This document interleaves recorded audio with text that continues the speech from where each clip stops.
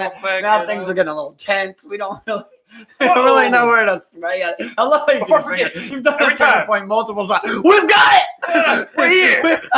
Life. Every time. Welcome to the shit show, everybody. Welcome to the shit show. The shit show is live on We're another here. Monday. This seems to be our go-to day. Monday, you can count on us. You can count on us for a Monday 6:30-ish type show. Can't put us down in a schedule, but 6:30 to 7 on Mondays, you got us, baby. Usually pretty early. Yeah, trying the best we can. As soon as we get off, pretty much trying to chase a dream, trying to chase something here. Don't really know what it is, but I tell you what, every time I leave this table, I feel a little better. Yeah, I'll tell you another thing. Speaking of dreams, on that same note, you forgot your dream. I forgot my dream. Y'all forgot your dream. That's something you made apparent to me. I didn't come to that arrival. Yeah, see that. Yeah, see that's the thing. Because You know? that's what I was gonna say. Like, I want to be in that same group with you. I do, because I'm not saying that like I've gone out and lived my dream, but like I never forgot my dream. I just fell into that same line of putting it on the back burner. But for me, it's always been like, why am I doing anything else besides what I want to do? Because just you're all unhappy and no one can really convince me otherwise. You just can't, dude, no matter what it is. Yeah, like for real, No matter what it is, you're not going to sell it to me, without with a straight face. You could sit here. You can do whatever. Yeah, you can do whatever you want. I mean, like, I think when people say something like that, though, they're lying to themselves. They're like, "Oh no, I'm happy." Yeah, I feel like you're happy with what you got now. Well, I feel like you've now been given this, and you're happy with that. Either that, or they're like, which can be happiness. Or they're like, or now they have bigger responsibilities to think about themselves, and they're like, "All right, my daughter's taken care of. I'm happy." Yeah, exactly. That's what I'm saying. Like, pretty much, you've been given a family, so now your family's happy, you're happy, blah blah blah. We know it's not true though. It's not true, and that's why the dad ends up fucking, the fucking babysitter, or some shit like that, man. Or like why the wife goes and like, man, you want to get mad? Like your wife goes and fucks the pool boy, like. Why? Yeah. Why do you got the wife that fucks the pool boy? Why, dog? Do you think everybody's wife who has pool boy fucks them? No, not every pool boy gets some pussy from the wives, but just yours, though. Why is that, man? Your wife getting that secondhand pool boy dick. I mean, like, come on now. Why is that not for everybody? I mean, But I mean, like, I think kind of like along the similar lines is people. Even though you've never forgot yours, people put it in the back burner. It goes on for so long. It's forgotten about as the flame slowly dwindles and goes out. And you no longer have, a simmering pot of boiling water. You just have something cold as left there. It's probably even a little moldy at this point, dusty. My favorite thing about it is like how hard you guys try to convince me that I'm wrong. That's my favorite part about it all, man. And it's just like, that's what drives me crazy. It's like inside my head, I'm always just like, I'm the only person that tells myself I'm right. Right. It's like, it's always dangerous because you're just like, of course you're going to tell yourself you're right, but it's like, I can't just buy into like how people want me to see things, man. Like I always say, like, I mean, that's one of my famous quotes. Like, I don't know how to play dumb. I don't know how to do that. I've never been good at that. Like, you just want me to act like, okay, well, here's a route you laid out that I can do. So let me go do that so that I can be that guy that didn't do nothing. Like I'll never be that guy. Well, that, and the way it works in most people's heads is they're like, I'm going to do this for however long. I'm going to get funds and then I'm going to go do what I want. But that's never, most of the times, never the case. Majority of the time, you're talking 80-20, maybe even 90-10, to where people, do go back and then they make that leap and go and fund something else or do something with, wherever it is really want to do, And, me and you were sitting there, we talk about it, but we're no exceptions. We wake up, we'll wake up even go tomorrow and we'll go to work. We won't be happy about it, but we'll go to work. But I mean, one of the first steps is just openly admitting to yourself, this is not what you want to do. Yeah. No matter what your plan might be, you know. Whether you're using this plan or this job or to fund something or, and I mean, ultimately, I don't think what you guys are looking to achieve will even give you happiness. I mean, I don't want to. I don't. Well, I'm just saying, like on that note, I don't want to sit here and be like, I'm the guy that never had a chance or nothing like that, you know. But it's like, trust me, if my opportunity was there, I would have been on it. Like, exactly. I literally, bro, like. Thrown into the fire, bro. Let's put it out. I was thrown into the fire, dog. If I was 18, like as you were saying, you know, if you had some type of fund, let's say you had a trust fund, you're 18, your parents just had 15 sitting there for you, 15 large ones. I would have, you know, I mean, like, of course, I think, you know, looking back at like my thought process then, you know, probably would have made Blue on something dumb. But as I'm looking at it now, you know, I would definitely want to take something like that. And I mean, do something with it. I mean, you can take 15 grand, do a lot with a 15 grand, you know? Well, you know, people tell you all day long, like, you're this, you're that. And people can call me whatever they want. And I guess most of the time they want to call me a hypocrite, you know? It's like, because I'm saying how I see things should be, right? Just because I'm not doing it, right? All of a sudden, like I'm a hypocrite, right? Right. I can't. If you're preaching something, you better be doing it. It's not always like that, man. It's not always like that at all. Like, you know, I hate even being the guy that's like, I don't even like telling people, you know, my situation or like that. Like, it's just not my style. But right. For me, it's like, I never even, like, when people are like, oh, you know, you could have went to college. Like, dog, college was the last thing on my mind, bro. Like, schooling was the last thing on my mind. Like, 100% fact, dog. When I was 15, bro, I lived in an apartment with my mom and my sister. You know, I found out the day before we were getting evicted that I had to find somewhere to live. And it's like, ever since then, I've been trying to pick up the pieces. You know, I've never had structure since then, basically. It's like when you're saying like, oh yeah, what 18, 19, you should have done that. It was a different route that I had to take. You know, if I could have been 15, 16, developing this mindset, I would have had different goals. If I had longer to go, all right, well, I do got to get out of here when I'm 19 or something like that. I'm 18, like to get out of my mom's way. I would have been plotting things differently. But like for me, like, I was straight up thrown into the fire, man. You know, I got a job when I was 16 years old. I was paying rent at 16 years old, bro. And it's like, so when people tell me like, why didn't you do this? Why didn't you do that? Like, dog, trust me. When I say my situation was different, it was, bro. If I had a mom or a dad that had a place for me to stay and I could have saved some money and work, like 100%, I would have always did that. I would have always ran away. I've always wanted to do that since I was a kid.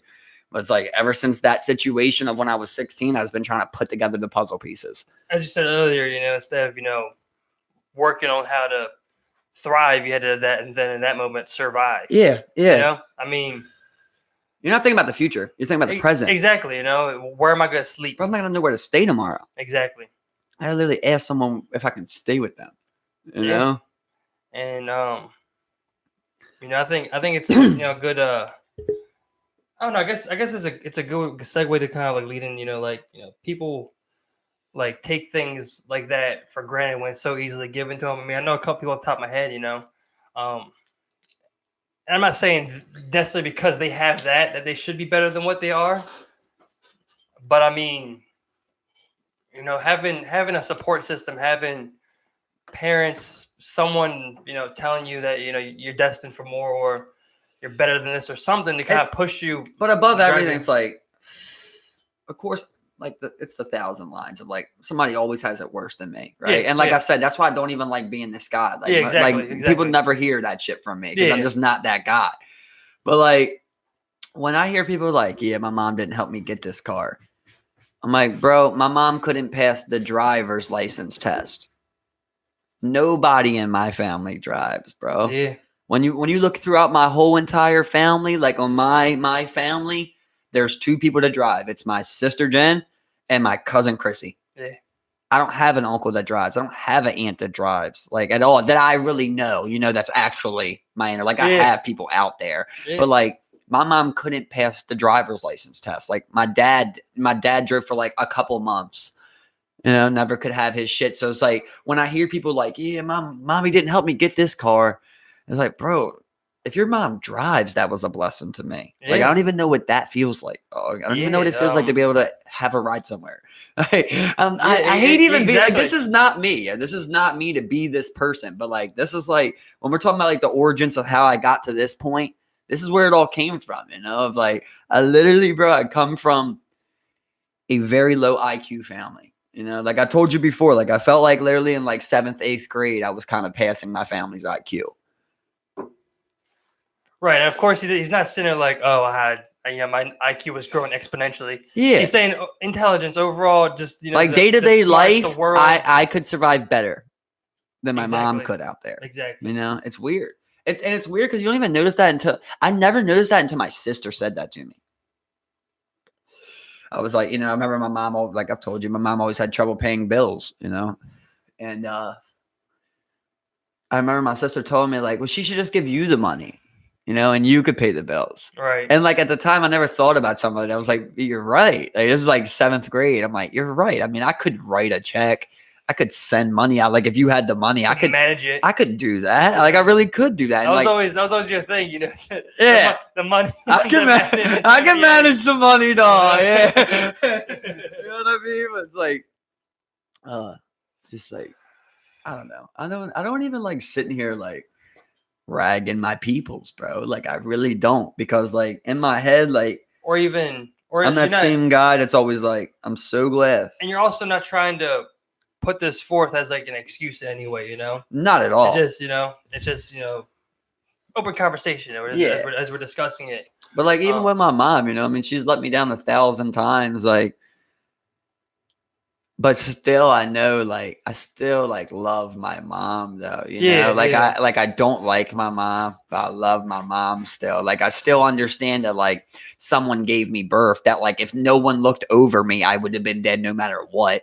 I get that part, you know? But it's like, when it really came to, like, all right, well, he's not a baby where you got to change his diapers anymore. Now you got to actually give him life advice.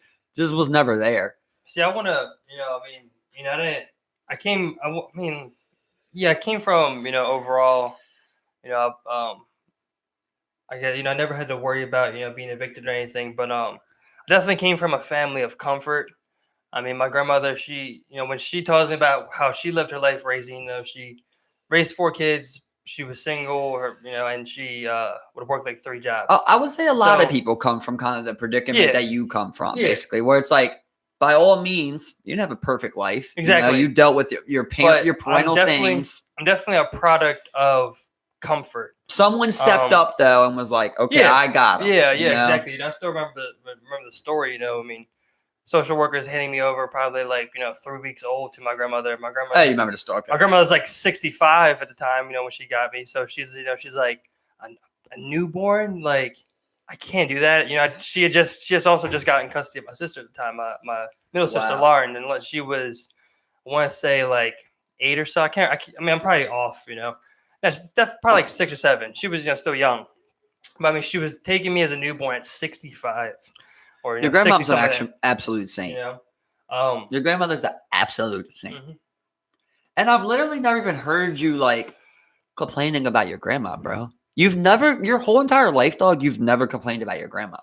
No, ever. You never were like, my grandma was on my ass about this, or like, my grandma wouldn't shut the fuck up about this, which is, I never heard anything like that from you. And when I was younger, if it was anything like that, it was like, oh, my grandma won't let me do this. She won't let me do that. The only issue I ever seen was the smoking in the house thing. That's literally it. Well, smoking pot in general was something, of course. What she's supposed to be like that. Exactly. You know what I mean? You would clown the parent. It's like, bro, your parent just lets you 15 years old smoke as much weed as you want up here with all your other 15-year-old friends. Exactly, like, you don't want that parent regardless of anything. Exactly. And people are like, yeah, well, you're safer in here. Like, no, at 15, bro. Listen, if you're 15 years old and you're my kid, you got to go sneak around. You're going to learn how to sneak around and smoke weed. Okay? You're going to try and steal some roaches or something, buddy. You're not going to be down here matching me. And this is, and this is where, parents come in. They're like, oh, you don't want them to be sneaky. You want them to be open with you. It's like, that's the ideal Or you don't want them getting in trouble. That's the ideal relationship, where you want your child to be able to come and speak to you about certain things, but there's always going to be that sneakiness involved with getting around. I feel like with that is like, that I feel like that those like people are like the same people that like end up like mom and daughter end up smoking crack together and shit like that. Like, Seriously, you know what I mean? Like I'm not sitting here knocking people. I like your mindset on exactly. it. Yeah, but it's like that's what it that's is, not what you want, buddy. You know. But yeah, just besides that one instance, like I never even heard you ever really having problems with your grandma, you know? Yeah, you know, besides like only when it came down to me being, you know, a teenager and being rebellious and wanting to do things certainly thinking I know the world. And her really out of touch with like modern time, like decades out of touch. Yeah, so like, you know, when it came to, you know, I mean, like, of course, any child had my moments, even as an adult at this age, you know, I've had disagreements, arguments, whatever, so on and whatnot. But I mean, literally, she's giving me everything that she could possibly ever give me. Especially at such a, you know, much older age where, you know, people are wanting to start winding down or relax, you know, whereas, you know, with her, like I remember being 8, 9, 10 years old, we'd get on the number 10 bus, we'd go to the market, come back for like a month's worth of food, carrying it on the bus. And I remember she would get on with her walker with milk jugs, you know, food, and it'd be all strapped on her walker, and she'd get on and, you know, walk it on home. And that was how we got groceries home. Her at 70, 75 years old, walking them home from the bus stop, and so, yeah, just get it, you know. I mean, but that's been my grandmother's whole life, you know, where she's been, you know, that type of like grinder or worker. I was like, you know, I gotta do what I gotta do for my family type of thing. So, so you know, always 100% thankful. But again, you know, I'm a product of comfort, you know. That's why like technology is so beneficial, right? Because your grandma could have been getting back and forth for $5 on Uber. Yeah, exactly. You know? It's crazy. Yep. Say it, $7 tops. Yeah. Let's say it's $15 to get there and back. Okay, exactly, your grandma would have paid that all day. Exactly, yeah. You know, it's crazy. Instead of a cab trying to get $15 for one way. Exactly, you know. That's where hacks would come in. You know, you get it for at least, you know, maybe 10 away. You get a hack, or you catch the bus there and you get a hack back. And they might help you with groceries on the way in. You know, so my mom used to always say, she's like, "We're gonna walk there and we're gonna ride back." Yeah, they happen sometimes. You know, happen sometimes. So, but I mean, for the most part, I just remember lugging them on that damn bus. You know.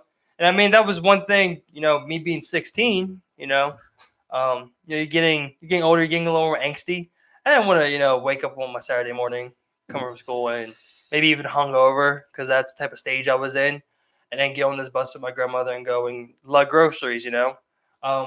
And, you know, I'm guilty of giving her some attitude, you know, push back on that. But I mean, oh yeah, I've seen you give her some attitude, yeah. But for the most part, like I never seen you never cussing at her, you know. It never got to a horrible argument that I've seen. You never came around us saying anything negative about her or nothing like that, you know. So she just seems like an all around. She's always been good to me, you know, everybody that was around too. So she's just an absolute saint. She might every time I see a woman like that, it's like how you know, Kay's grandmom is, you know. It's like I always remember like that Big Sean lyric. It's like she raised the kids, then she raised the kids, and she did it right. I love that fucking lyric, man. Yeah. I mean, it's so true, bro. Yeah, that's what she did, because I mean, she raised me and my sister.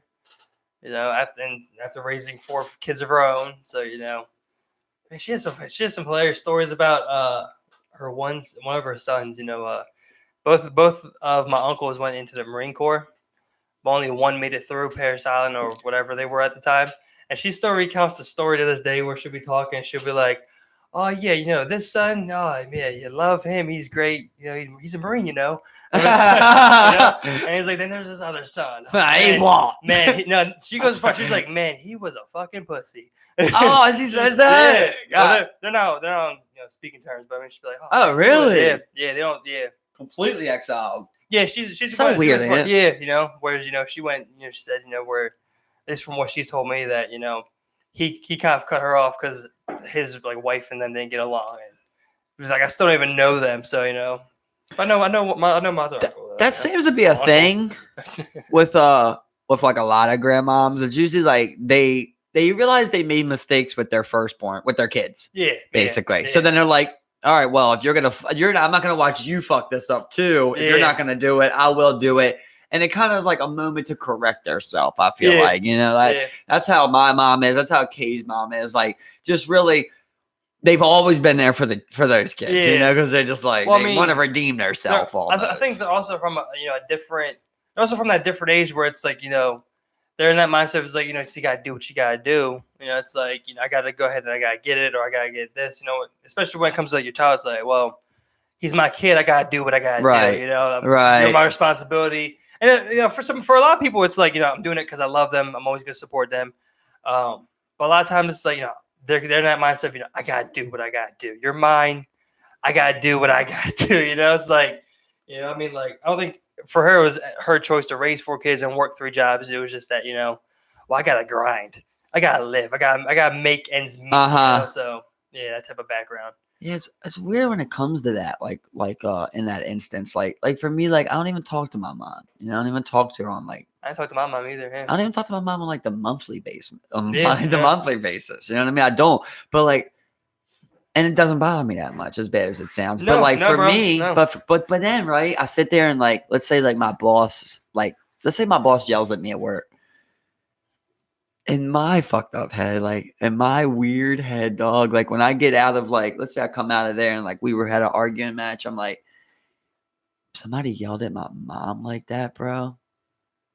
There was a boss that yelled at my mom like that about things, and she had to come home and then deal with me at home. Like, yeah. Bro, oh man, I get to that point where I'm like, I want to cry. I'm like, this is what my mom was out here living in, like this type of world. I can't believe I ever gave you the littlest bit of shit, and I just think about like all the things that like my mom did of like I said, she always tried to work hard or worked hard, like I can remember like I got out of school early, before she got off of work, like 2 hours. So she would get somebody to just drop me off at work, and I'd sit in this one fucking room for 2 hours until my mom got off, which is just like, she's making it work though, like I gotta do this basically, I gotta make these ends meet. Yeah. It's like, it wasn't ideal, but it's like when I think about things like that, I'm just like, I want to praise her to death. Like I just want to love her, and be so open about like, man, yeah, you're awesome. I'm so glad you did. I'm gonna watch your son go be successful, and I'm gonna give you back all this. Like I want to be that type of son, man. Yeah. And it's weird, like, because there's such an other side to it, of how deep she's hurt me on things, where I'm just like, it's hard to even see your face without feeling that pain again. But at the same time, I want to give my mom marble floors, right? Like it's all like, I want to buy her a mansion and give her everything she needs and never see her again. That's so weird. It's like, but it's like almost like it's almost like that. It's like, I don't know. I don't even know. Like this is my first time saying these things, so I don't want it to be like how I feel, But like to me, it's like I feel like she's kind of just like a stranger that like looked after me, until I got my wits about me. Right, until you got your own feet. And I wanted, like, I would repay anyone that did that, right? Right, like, say it was you that did that, I would just be like, thank you. You don't got to be my dad. I'm just like, when I was just shitting myself, you took care of me for that span. You worked, you fed me. Exactly. Like I really appreciate and understand that now. It's like a full grown adult. Like I'm like, my mom fed me. Yeah. You don't understand that. When you want to eat now, what you got to do, dog? You got to buy something. You got you got to you don't eat without eating something. Yeah. She fed you, gave you what you needed. It's that's kind of, I was saying, like the Neb thing of like, I understand how he feels about like when his dad would cook those big meals. Like, why are you doing that, Dad? But because I know how that feels. But you also remember at times how he would talk to his parents, and I've seen him go off on his parents. Nebby was one of the worst, bro. And I feel like I always looked at him and I was like, it's like, even with 3 total kids, and your parents not always seeing eye to eye, it's like, you still got that Xbox Live. You got your own room. You got a car. You got a family. They're still married. The reason they do that is because they love you. I used to tell them that all the time, man. I remember people even saying shit about me saying that. I'm like, yo, your parents are still married, bro. Like they're still trying to make it work. Yeah, you don't understand how valuable that is. And despite of what they got going on, they're still giving you top notch. Like, he was never one I saw do without, No. He was never one I saw. He was kind of just like the same predicament I kind of felt. Where it's like from a similar financial background, where his parents made it work to make him happy and even get some things that were a luxury. Right, like but he also missed out on a few things, right? Of course. He couldn't do anything. Exactly, Yeah. His family by no means had money, but they had means. Exactly, and made it work. And made it happen. That's how I kind of felt about my mom, like, and you see, like, even his family, there'd be times where, like, they were doing bad. But it's because they were trying to make things work. The next thing, then you got to do bad for a little bit because that shit backs up. Yeah, and when it kind of brings us back to a story. It's like my mom at this point, she had just started, getting clean again. She, was, she was holding down her own spot, and she was coming over. I think it was like for the holiday or something. And I remember, yelling, "Hey, mom, can you get me this or that?" And both my grandmother and my mom were like, "What? What do you want me to get, sweetie?" And I was like, God. and I'm sitting there, I'm like, no, I'm talking about my mother, which is my grandmother, the one who raised me, was there, provided with me. I feel I have a similar, it's similar, but completely different feeling towards my mom, because my mom wasn't there, and when she was, it was nice, but right after she wasn't, she was never there again. Mm-hmm. She was there for such a brief point throughout, my, it was good when she was there. Well, when she was clean, she met my stepdad at the time. Great, we had like I had a mom. This is the one that got the brain. Exactly, yeah. Okay. And then again when he passed and she wasn't there, it was like, my grandmother always was there. There was never a point where she wasn't there, and from the jump, me being a newborn, she was my mom. She was always my mom. When I look at, the person, it's like that too. Yeah, exactly. It's like I look at, I'm like, if I'm putting my mom in a nice house, it's my grandmother, my mom. Right. Yeah. Right. Yeah. And so when when my mom passed, I would say I would speak to her every once in a while when she would like maybe need a ride home from the hospital or something, and I when I got my car, and I would either be able to do it or not. I would see her then and there, and usually when I did see her, she was especially being of age to be able to be conscious of things she's doing and know what she's doing. I've seen her at like some of her worst moments, and like I said, I'd probably say for like the 2 or 3 years, maybe maybe even longer than that, leading up until when she did pass, it was like she would only call me when she needed something, and that's about it. And so when she passed, it's like the one thing I thought about, is like it took me forever to like cry because I wasn't sad. I was like, okay, my mom's passed, and I wasn't sad about it. Kind of like that Tupac lyric. It's that Tupac lyric, man. Yeah. It's like, what's this? Because my anger wouldn't let me feel for a stranger. Yeah, exactly, bro. So like, I remember, I got the call from my sister, my older sister, because she found out first, and then I remember just being like, okay. And as soon as I got off the phone, I'm like, okay, well, that happened. So kind of didn't hit. It didn't hit. And then, I would say like a year down the line, and I was just like, my mom passed, and then I did feel that, I felt it. I teared up a little bit, just like, So you cried about a year later. Yeah, because I thought about the good times. That's what popped in my head. That's what it gets you, right? Exactly, Yep. It's weird. It's weird how your brain does that, right? Yeah. You don't think about the abandoned people when they pass. Exactly. You just think about the good times. So, and again, from the worst my mom's ever been at was before my time. It was like before I was even around. My oldest sister, she's 40. My middle sister, she's 30 now. We're going to be 30 soon. So like, there's like 25 years of existence before I even come. Your mom did good with that gap there, though. Actually, it was like 16. My bad, 16. She was 16. About 10-year gap there.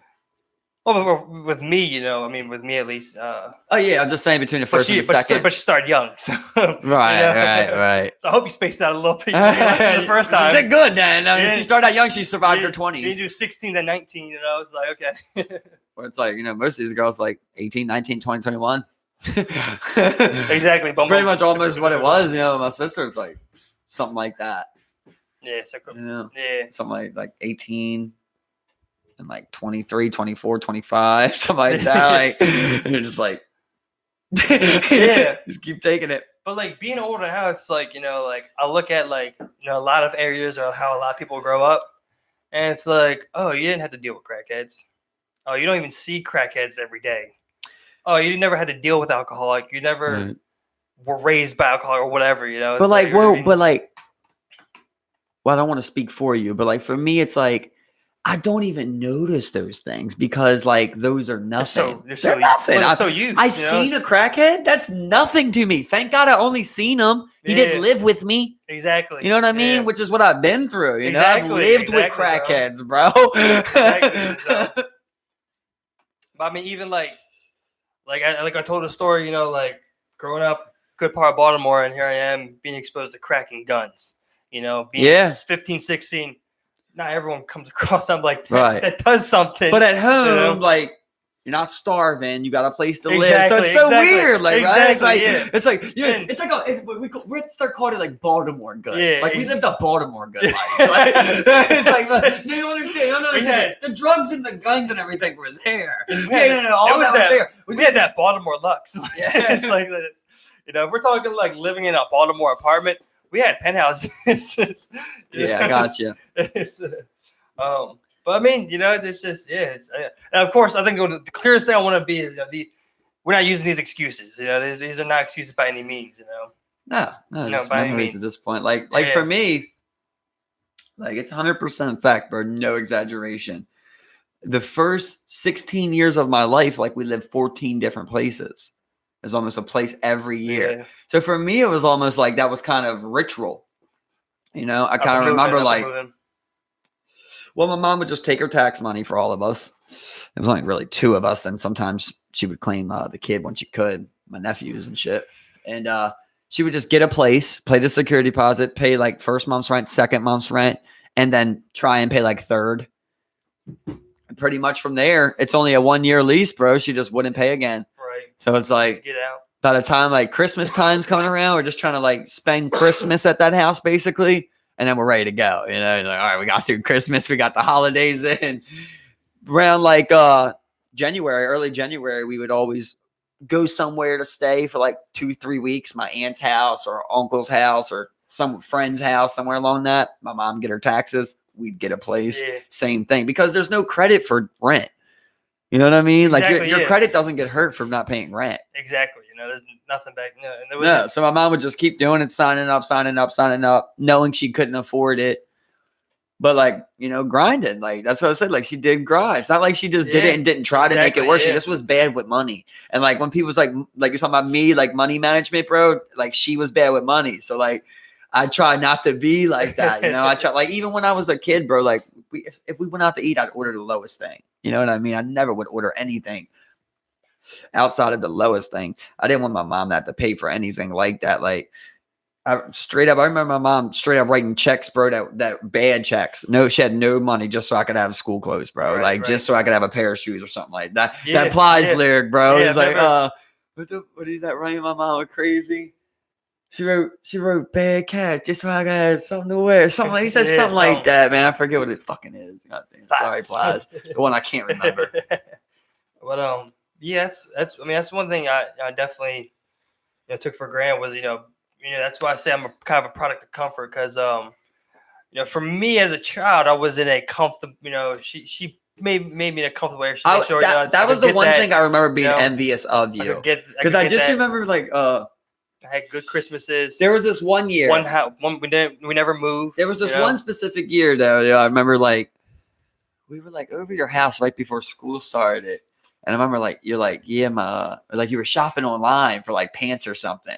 And like I had never even seen like online shopping, I don't think. Or like I'd never watched somebody even online shop, I don't think. Maybe like eBay or something. But like that was the old skate store. Way old back. And I was like, what are you doing? You're like, oh my grandma gave me a couple of dollars to buy some clothes for school. I was like, oh man. I remember hearing that. I'm like, because you don't know unless you hear something like that, right? Because your mom's not like, oh well, that nobody tells you like you're somebody supposed to buy you school clothes. Exactly, like you really don't know. You're like, well, I got clothes. You don't know you're supposed to get like some new clothes to go there unless someone tells. It's like when you're a kid, if no one told you it was your birthday, you wouldn't know. It would just be another day. But that was another thing was like, it wasn't like she was like, here's the money. Like the way she always put was like, you're not going to school looking raggedy. I'm not having you out here looking like I don't take care of you type of deal. Like, of course it was to make me feel good and, get the things I wanted and whatnot. Mm-hmm. But I mean, like, that was also, it would be reflective of her, as well. So I guess it's kind of like your own pride of like taking your, care of your child, which I guess in and of itself would be, kind of like, something separate. But yeah, I remember that, because that's my first, I first got a computer and it was like a laptop, play game on and shit. But it's just that's such a weird feeling, man. And that's like it pisses me off so much when I see it in kids. And I just know it wasn't in me. Like, and like, see, we're talking about too, because I pride you as a person, you know. Right. I understand that you know what it's like. You understand it. But like when I see, like, for me, it was like, it's like minuscule. Like I would have probably did the same thing if my mom would have said, here's a couple $100. I would have bought school clothes with a couple $100. Like I'm not, right. I would never change that. But like for me, when I look at that and I'm like thinking about, like, you know, I'm happy with straight up anything like that. And I see like my nephews show like the littlest small glimpse of that, bro. And I just try to stomp it out as hard as I can. It's like the one thing I focus on hard. And I'm just like, don't ever be that person. And I never got that impression from you. Yeah. You know, but you know what I'm talking about, where somebody's just like, we know a few people, you know, where it's like, oh, I can get a new one. Yeah, you know, that type of thing. Yeah, from, you know, because like it was always like that for me, you know, even from being conceivable of being like 12 and 13, where you know things are a lot, you know things, but you don't, like, I necessarily didn't think about what my grandma actually had to work with because it never seemed to be a problem. So I never ever thought, of course now I understand it. And, you know, me growing up, I had, you know, two friends that, you know, I mainly grew up with, and they always had way more. You know, I'm talking like they had the Blockbuster membership where they would drive to and rent 4 or 5 games, and then he'd have every new game every week. And it's like, you know, I got of course, you. It puts into perspective. I'm like, okay, I get maybe 2 or 3 games for Christmas. I bet that's but he called gets 5 something. in a week. Exactly. That's called like some type of effect or something, right? Where it's like thing. You're always looking, you know, it's like you don't even recognize. Exactly, you know. So you don't recognize there's a tier below you because you're a tier below what you say. Exactly, you know. So you're like, no, I'm the tier below. And then somebody else is like, no, I'm the tier below. And it just keeps going down. You know? But as a kid, that's all you really ever know, and what you can see of that moment, which kind of shapes. I'm gonna say it, you know, forever until you're able to consciously even look back and think about those things. If you even ever have the chance to do that, I've had a chance to do that. That's probably what kept you how I see you then, Steve. You know, because I've never ever remember you ever being like, oh, you can't afford that, or you can't do that. You know, I don't remember you ever saying nothing like that, you know, or like trying to show off your money or any instance like that. You know, and that was probably because you seen people balling on you. You know, so you're just like, you didn't even know you had some money. Like, I'm broke. Yeah. I'm broke. Like, I can't talk because this, you know, like, yeah. So it really is like hilarious. Well, you know, especially looking back at it, but you know, it just, as a kid, it kind of framed how broke, like, kind of like I was, you know, compared, like I said, you know, they had the car, they had, you know, this, they always had like the awesome toys, and they you know, they were always a single child, never took that into account, and you know, most of them had both parents, and you know, just all, you know, it's like, especially being a kid, you're like, that Blockbuster pass. You're like, what is that? I've never been to a Blockbuster. Like, what? I've never been to a Blockbuster. Get whatever game you want? Yeah, you rent those? Like, I love when people show us memes of, like, you know, I remember I miss going to Blockbuster gear. And those are the type of guys where you're like, you got to give it back, and they're like, if you want to. Yeah, exactly. Like, I remember, like, they would steal games and, like, you know, somehow fake it. Like, I remember the first time I went to a Blockbuster was with this kid. And I didn't even get anything. He just rented a bunch of games. I just went with him. I was like, oh, this is what it is. What is this? I was like, whoa. Like I say, even just being in a car, I'm like, you guys own this? This is, so you only play. So how does this work? Blockbuster, ain't it? My nephew's first dad was real cool. My sister's boyfriend, like her first boyfriend, he's just like awesome, man. Yeah. And I remember like him taking me there for the first time. Like they went there a couple times, and they would come back with movies. And I was just like, you know, because I don't even remember ever seeing that before. Like anytime I ever seen like somebody had to have the whole movie with the cover and everything. Yeah. And you know, in those ones they didn't have the cover; it just had the name. A couple of them had it and shit like that. Like when you were just looking at the front cover. Yeah. Like when you rented it, it usually was just like a white thing, and then inside would be your shit. Yep. And like I was just like, he would come back with like He'd come back to Madden, you know, and I'm just like, It's just like same thing, you know. Like you're in the jungle, basically. Somebody just comes back with food. You're like, what the fuck you just go out there? What is it? So I remember him taking me there the first time, and it's like, I was looking at the movie. He's like, you can rent one of anything. I was like, whoa. Yeah. So I'm looking at every movie. I'm so scared to pick just one, you know. Yeah, So I'm just like trying to get the perfect one. He's like, you found the perfect one? I'm like, well, I got this one right here. He's like, oh, you looking at the movies? I was like, what do you mean? Yeah, I gotta do the games. That's what I see. Like just all the games. It's like, you take whatever one you want, bro. That's so crazy how that was like revolutionary. Yeah, it was insane. And I remember like when that same person got Netflix and they would mail you shit. I'm like, you don't even gotta go to the store. Yeah, that was send next it back level. And forth. I'm just like, it's like basically like Blockbuster was like basically like that dude who bought like, you know, there's some people that just buy like hella DVDs and like hella games. Yeah. Like they're basically that guy that just bought every game in DVD and just like let you use it when you want for money. Exactly. It's like that's what they were. It's like I got everything. If you can have it, you can give it back for a lower price. I forgot how it worked. I think it was like you paid like the membership. And like I think it was like most things were like $2 a night or something. If you had the membership, no yeah. Fees type of deal. But then they started doing like good deals, like 72 hours you could rent it, like the first time and shit. And then on games you could get for a week. Yeah, it was like $7. You can get a game for a week, which is pretty sweet if you're trying to try the game. Yeah, I mean, I would arguably do that now for a $60 game. You know, just to like. I'm gonna make sure I like it. Yeah, exactly. Yeah, exactly, man. But I mean, that's why Blockbuster failed. Is it? I mean, nah, they could have easily really hopped on to the next thing. They do streaming. You know, they should have done streaming. I remember Hulu was out. I remember getting on Hulu in 6th grade, and it'd be like, "Oh, you don't know about Hulu? You just get on Hulu, and like there'd be some free shit, but like you could like pay for shit. It'd be like, oh, you just pay for it. They'd have like some of the basic shit. You know, it's crazy because like that reminds me of like TiVo. Yeah. Like when TiVo was like, you can pause the TV. Yeah, same person. You first rewind. First time I see that was Rodney. Yeah. I came to his house and like we're watching sports and I'm like, oh my God. He rewinds it back. I'm like, oh my God. What? This is live TV? You got like, you're checking in for like a wand and shit. You know what I mean? You got your fucking spell. You're on the other side of the couch. You do the eye roll. Of course. Do that again. He's like, let me do it in slow mo. Yeah. What? Yeah, look, how'd you do that, Rod? Oh, Rod, you fucking whore. I got this thing called good luck, Rod. You poor bitch. It's called TiVo. I definitely would have like do you want to get the kid on here? Okay, we'll get him in. He's a fun talk. Yeah. He always makes me laugh. Wait, he needs time to get sports. He would came on, but like, what do you think Andrew Luck's good? Yeah, no sports. Yeah. He came on, what do you think Andrew Luck's good? He's like that guy in the year. I drafted him. He's like in the village. Like he's that guy. Like I would want him in the village.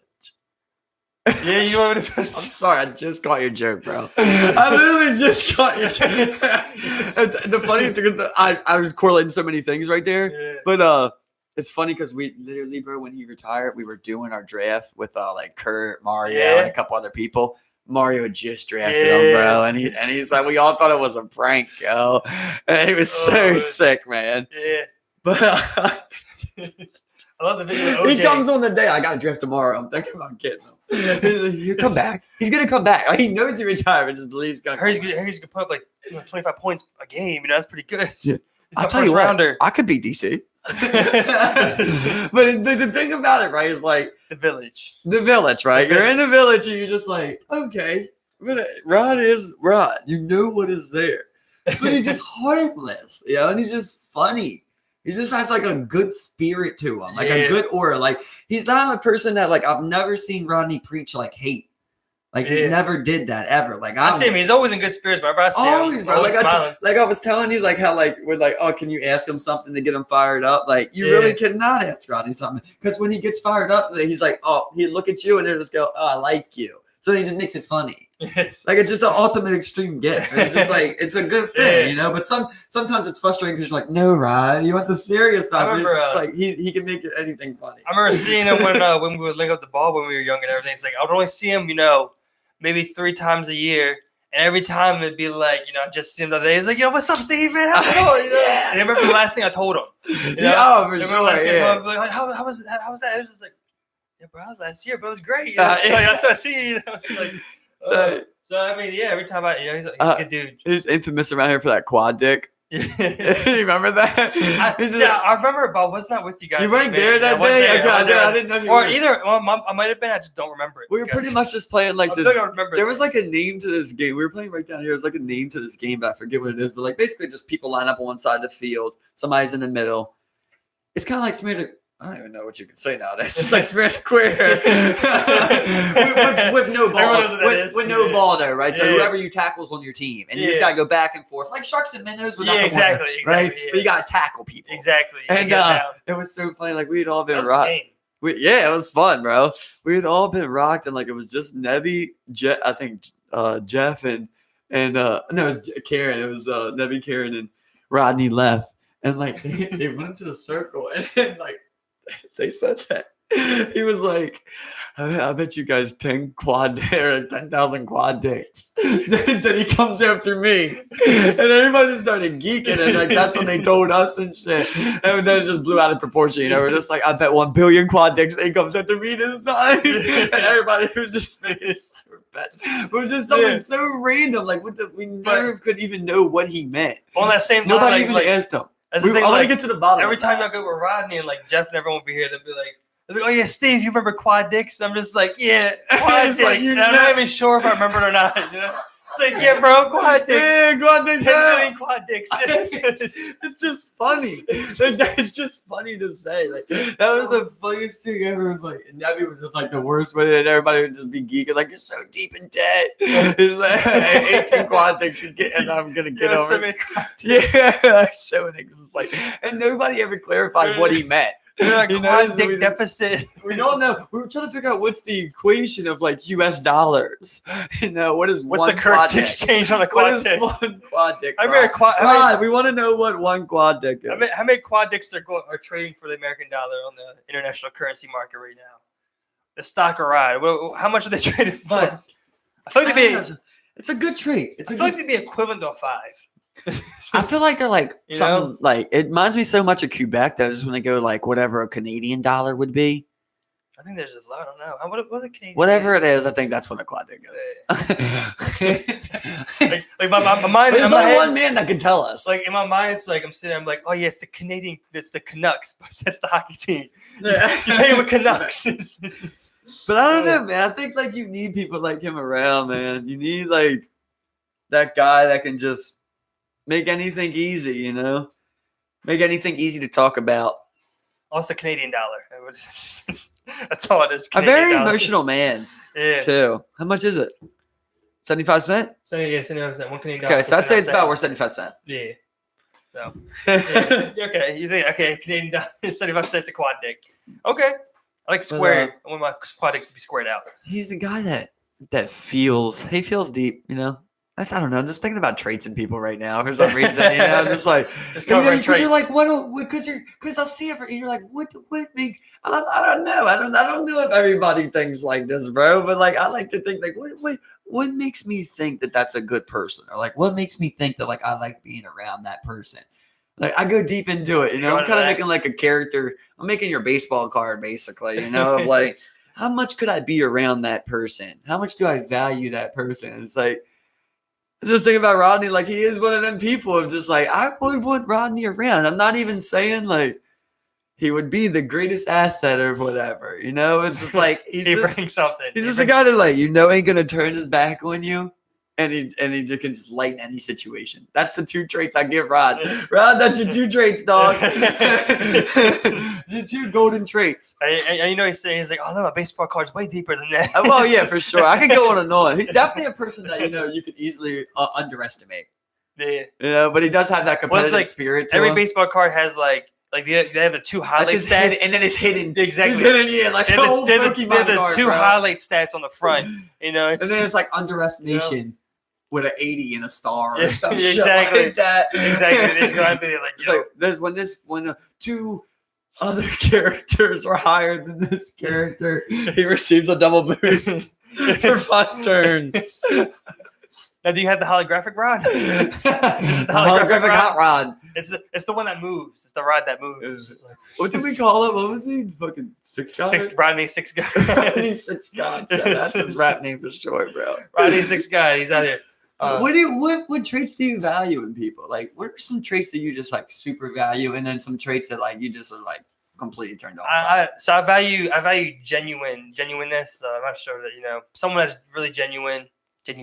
Well, what is that, though, right? Like, what is it really? So I think when you meet people, especially when you talk to them, especially when it's someone who's wishing. Especially when you feel it in like their personal sentiments, whether it be like a goodwill or someone who's like very so. It's hard to explain. If I had to say, I would say that like when you're saying someone's genuine, it's like you see the passion. They mean what they mean. Yeah, like you can see what they say it. When somebody's like passionate about what they're talking about, yeah, right? Like their eyes light up. Yeah. Like you get that type of feel where you're just like. They're really trying to tell you something. Yeah, and there's a way with the interaction of with what you have with this person. Like like you're a very genuine person. You say what's in your mind. You say what you mean. And you are who you are. Like you're very genuine. The things you say come from you. They have meaning. Especially like I said, when it comes to personal sentiments or criticism or anything where it's like it's like it's like you can. Yeah, it's just meaning what you mean. It's like you know what you know what they're portraying. It's no secret, and right or wrong, exactly. Yeah, exactly. That's their truth. Yeah, exactly. Yeah, like you can see someone's truth. Like it's hard to explain. It really is hard to explain. But like it's easier when like you put it when they're like wishing you goodwill, or the personal sentiments. Like I said, they really mean that. You're right. And they're genuine, right, exactly. Like happy trails. And like I feel like I have a pretty good feeling, when I feel that someone's being very genuine and they're a genuine person, and when someone's not, or it's just like it's a platitude, or it's just like yeah, man, you be cool. It's just like right. All right. So we got 5 traits we're trying to build here, right? We got 5 positive traits we're trying to build here. So we're going top 5. You got genuine as 1. What's that second trait that person got to have? That second one, I think.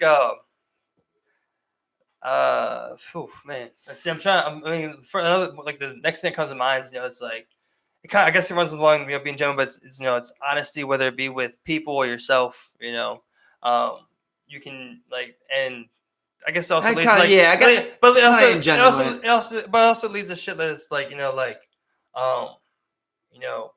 accountable. It's like, like. Accountability. They're honest. They're honest. People. They're kind of like especially with their stuff. They're like, oh yeah, I did fuck up. I got you. Or like they're like, okay. Oh yeah, what you said really is like, I don't know. No, I got you. Yeah, I'm not trying to explain it too deeply. Yeah. But yeah, I think honesty. The next thing comes to mind without thinking too into it. Okay. Pausing too long. I got one that's on mine. I want to see where you go. I got one that's on my mind. Yeah. But I want to hear where you would go from there. From honesty down the line. Yeah. Where would you go? Third trait. Let's see. So let's say you got. It's called accountability. So you got genuineness, accountability. Let's see. So conscious people, people who are conscious of their actions and what they can do to people and how they can affect people and how best to kind of like navigate. So like really conscious of them, their surroundings, the people with them, the people that they're connecting with. You're very aware of what's your like kind of like what's your words or like how to better phrase it, like like you can't talk to everyone the same, of course, so it's like that you're very conscious of who this person is and how best to kind of like adaptability. Conscious people, they're just conscious of like the people that they're friends I got with you. and who they're with. I got you. Okay. And how their actions could affect others around them or others' paths or their own path. Exactly. So I guess it would also be like, people who are empathetic. Understanding that you change all that you encounter. Yeah. Or you have the ability to change all that you encounter. Yeah. Some of them lines of that. Like that empathy where right. It's like, you can put yourself in someone else's shoes. Empathy kind of falls in there, don't it? Yeah, exactly. You put yourself in someone else's shoes and kind of be like empathetic. Okay, so consciousness. I got you. Exactly. I got you. So and that can also And like I said, absolutely like I said, what their actions do in the world and how they affect the world around them, and they're very conscious of that. Right. Well, to me, that would kind of the one I was thinking would kind of fall right in there to me, which is just like humbleness. Of just like really understanding, like how we were trying to explain before, of like someone's better than, there's a tier above you, there's a tier below you. Like you're somewhere in here, you're no better than that person, it all shifts. We're all the same. And exactly. I'm definitely I just like a humble person. I like a humble person, bro. Yeah. I like a person that really understands like how hard shit can get, and you ain't even been to the bottom of the bottoms. Exactly. But you still understand, like, okay, well, I've floated with it, been around it, I've seen it, I kind of got a feel for it a lot better than a lot of people, basically. Exactly. So, kind of that type of thing where it's just like I understand basically how low someone, like someone never seen a homeless person. You don't know you can be homeless. Exactly. When you're from here, you're like, it can be pretty fucking easy. Exactly. Same with like crackhead, Or just think about like you're walking down the street, right? Like you see a needle. It's nothing. It's nothing. It's like, oh, watch out for that. What the fuck? You don't pick it up unless you got like something to pick it up with or something. Yeah. You're not gonna pick it up with your hands. I don't have my grabber to pick up. Or if I can, like there's been a time where I was able to like grab a magazine. And then I pick it up with the magazine. I just threw the whole thing in there. So like if I see a situation like that, I'll try and do it. If it's out there like that, but like for the most part, you're like, imagine somebody else seeing that. If somebody's seen that like in an area where that's not where you don't see heroin at it. It'd either be that or someone would just be like, they would look at him and be like, oh, someone must have someone must have dropped their insulin needle. Yeah, like so innocent. Is that EpiPen? like some shit like that. Oh, that was like that. Yeah, that was like that. That was like that thing they were talking about. I can't remember what podcast it was. It might have been on Rogan's or it might have been on like somebody else's like an interview or something. But they were talking about it might have been on Joey Diaz's. They were talking about this. There was this politician. I think it was a governor or a representative. Okay. And this just happened recently. Apparently, he got caught in and I think it was New York's park. What is it? Central Park. Central Park. I think it was Central Park or like one of them famous ones in New York. And they caught him with meth in his pocket. And a noose that was wrapped around his neck and connected to his dick and his balls and shit. And he was passed out on a park bench, and all charges got dropped, All charges got dropped, right? And then, like in the report, it was like we're still not sure why the noose was tied around his genitals or whatever. And like I think it was like Joey Diaz. I can't remember who the fuck it was, but they were like, don't be fucking dumb or something like that. I'm like, we fucking knew why the noose was around his genitals. Like, you know why that bitch is there? Yeah, it was like that place like, but like people like could see it like that. Like they really don't know. Like a lot of people don't know shit like that. Exactly. Like, yeah. They don't even know what you would do if you were on that. But we're sitting there. It's like what's there. It's crazy because we just see a guy who's like fucking meth head. We're right to fucking back the fuck up, meth head. Then you're talking to someone else, and they're like, "Oh, well, we really don't know why it was tied around. It could have been set up." It's like, just think about like how like the natural reaction to like seeing someone nodding is like to call the ambulance or something. You know what I mean? Exactly. Like, no one does it. Said no. No one does it. We just let multiple people just nod around, bro. It's just like, are you okay? Bro, there was one guy. I'm coming out of 7-Eleven. Okay. I'm coming off 7-Eleven on a weekend downtown, and there's a dude leaning hard as shit by the sidewalk trying to cross the street. And I'm just sitting there like he's literally leaning. Bro, I'm just like, what? I've just never thought about it before, I'm just like, picture if somebody had never seen someone nodding. They'd be like, and they see this guy nodding, like, are you all right? Exactly. They would bro, you good? We call the ambulance. Look at his eyes, you good? Seriously. But like I walk out 7-Eleven, this guy's he's trying to get across. He's leaned, like literally leaned. I'm looking at him. I literally said, I'm just like, damn. And he's like, he like comes to. He's like, yeah, you goddamn right. He's like this white guy. He's like, yeah, bro.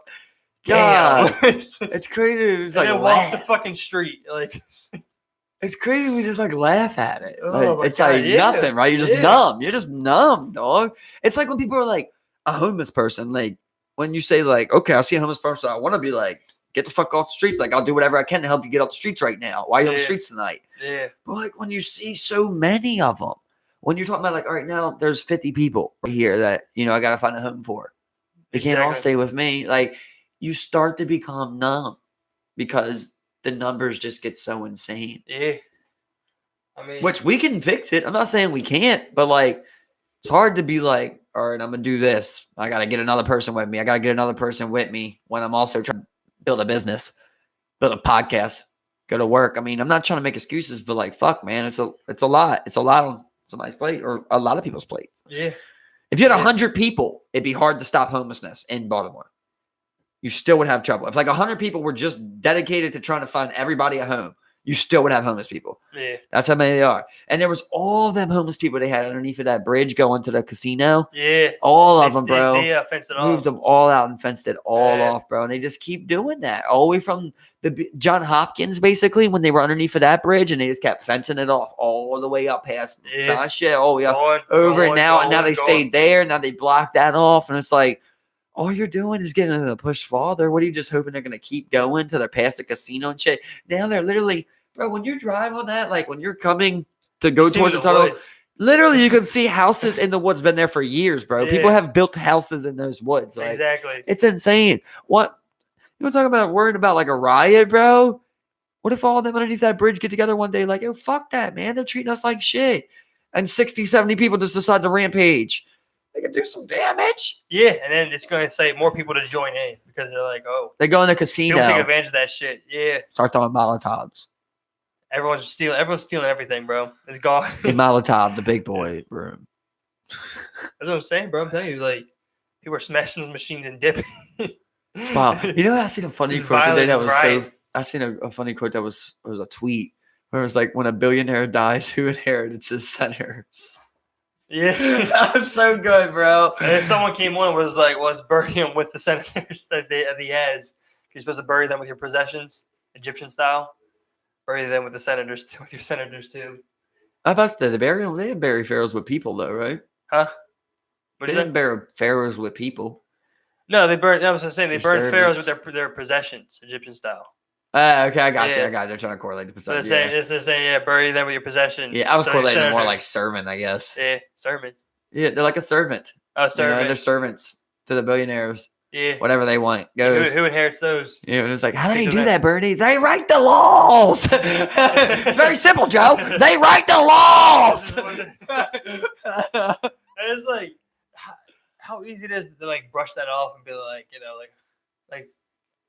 I mean, like that's what it is. Like, that's what happens. So it's what happens. And then it's like you already know what's happening. Bernie talks. He's like, like the 1%, this and that. Well, I said, well, yeah. I mean, that's what it is. But people just don't like kind of like want to like accept that or even like move towards doing anything about it or what. Yeah, bro. I realize that people don't want to. And that's kind of where I'm just at that point of like people are at the level of like I don't care about politics. I don't care about. Yeah, it's like I can't get you guys to join in. So I don't know what else to do, but just like go do something else, basically by myself. Yeah, exactly. Because you guys don't want to do it with me. I have a hard time getting a big group to the movies. I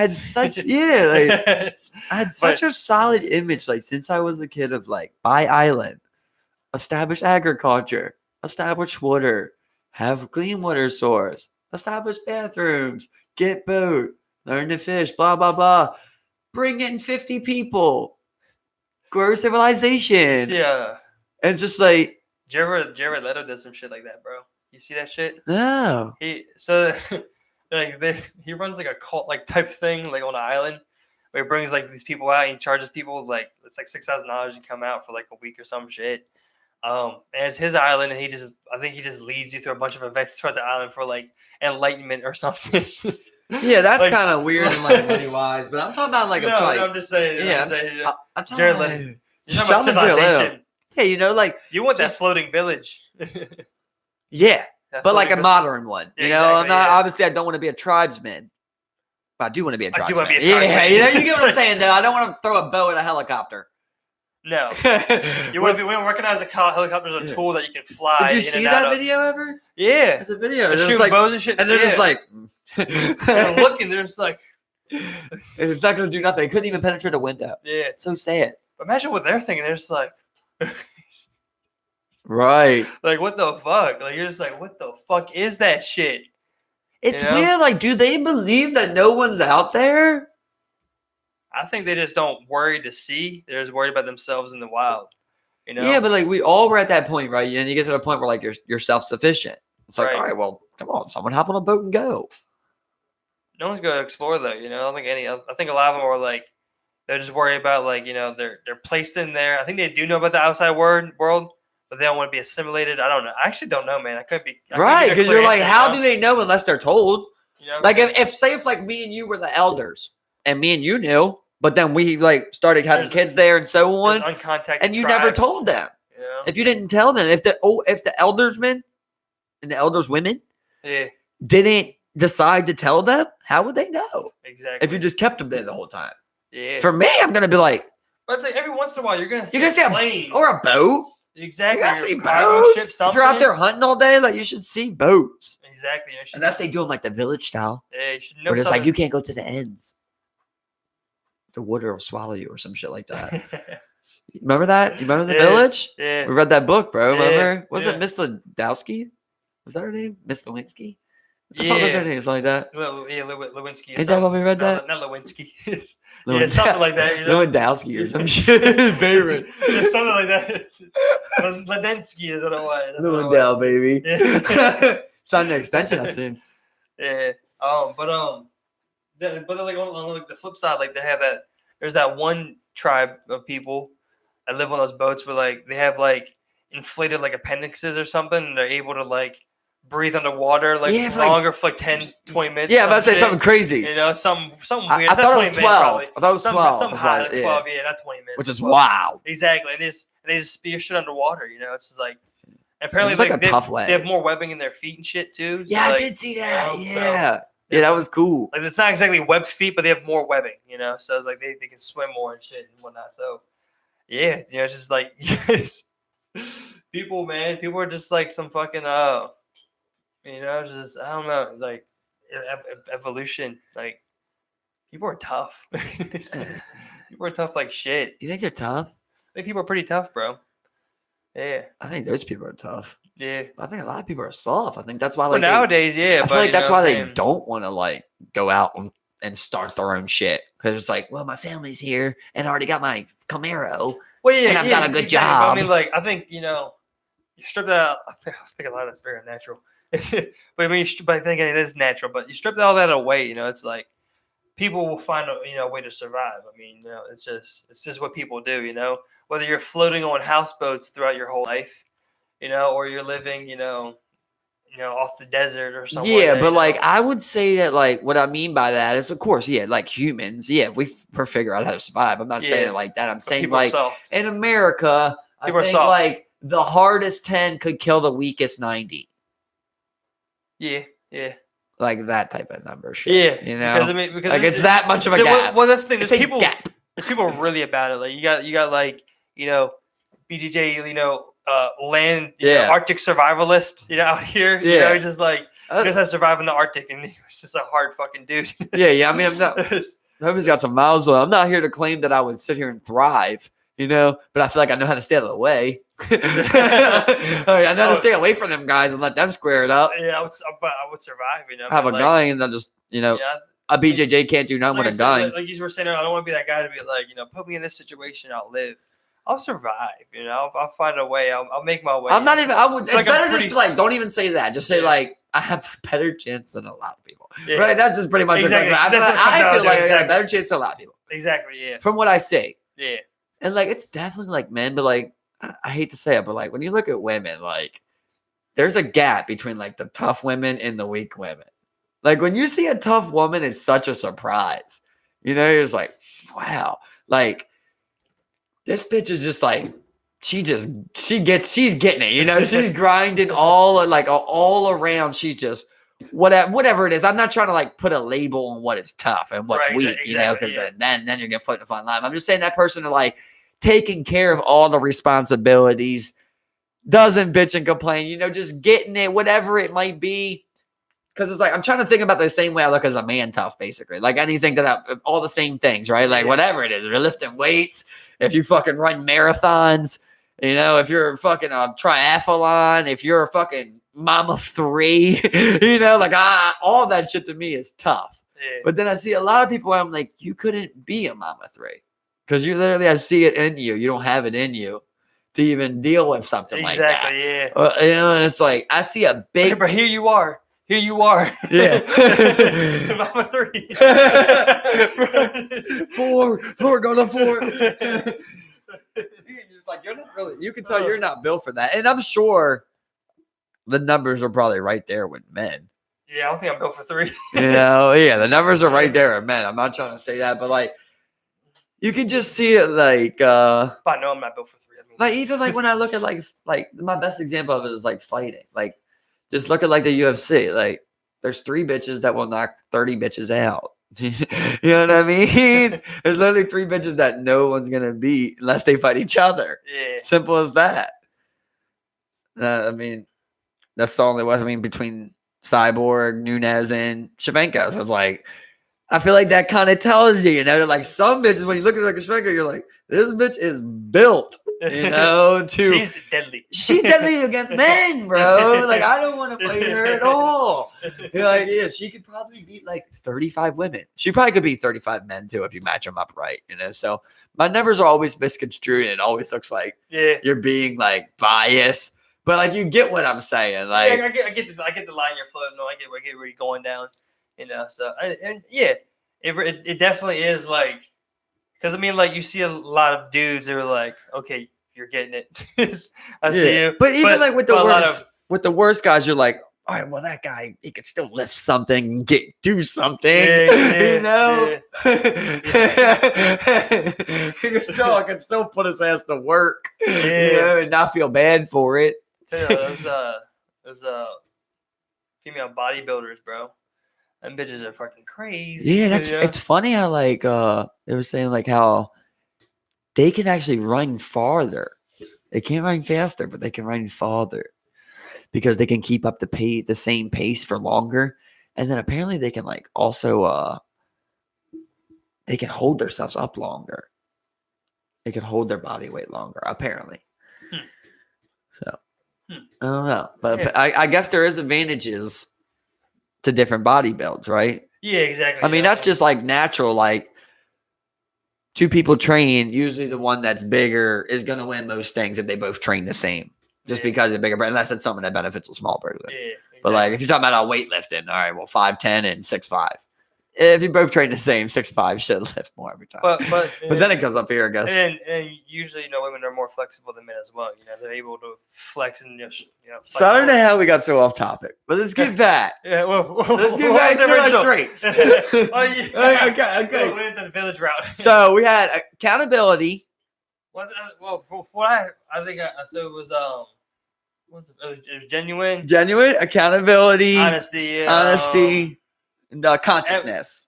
Empathy, consciousness. Okay. So what else? What else do you want from this guy in this village, man, or this lady in this village? We didn't. That's when I interrupted you and said, "This is where I go down the humbleness route and compare it in there." We got so for a 4 now, you need a grinder. You need a hard worker.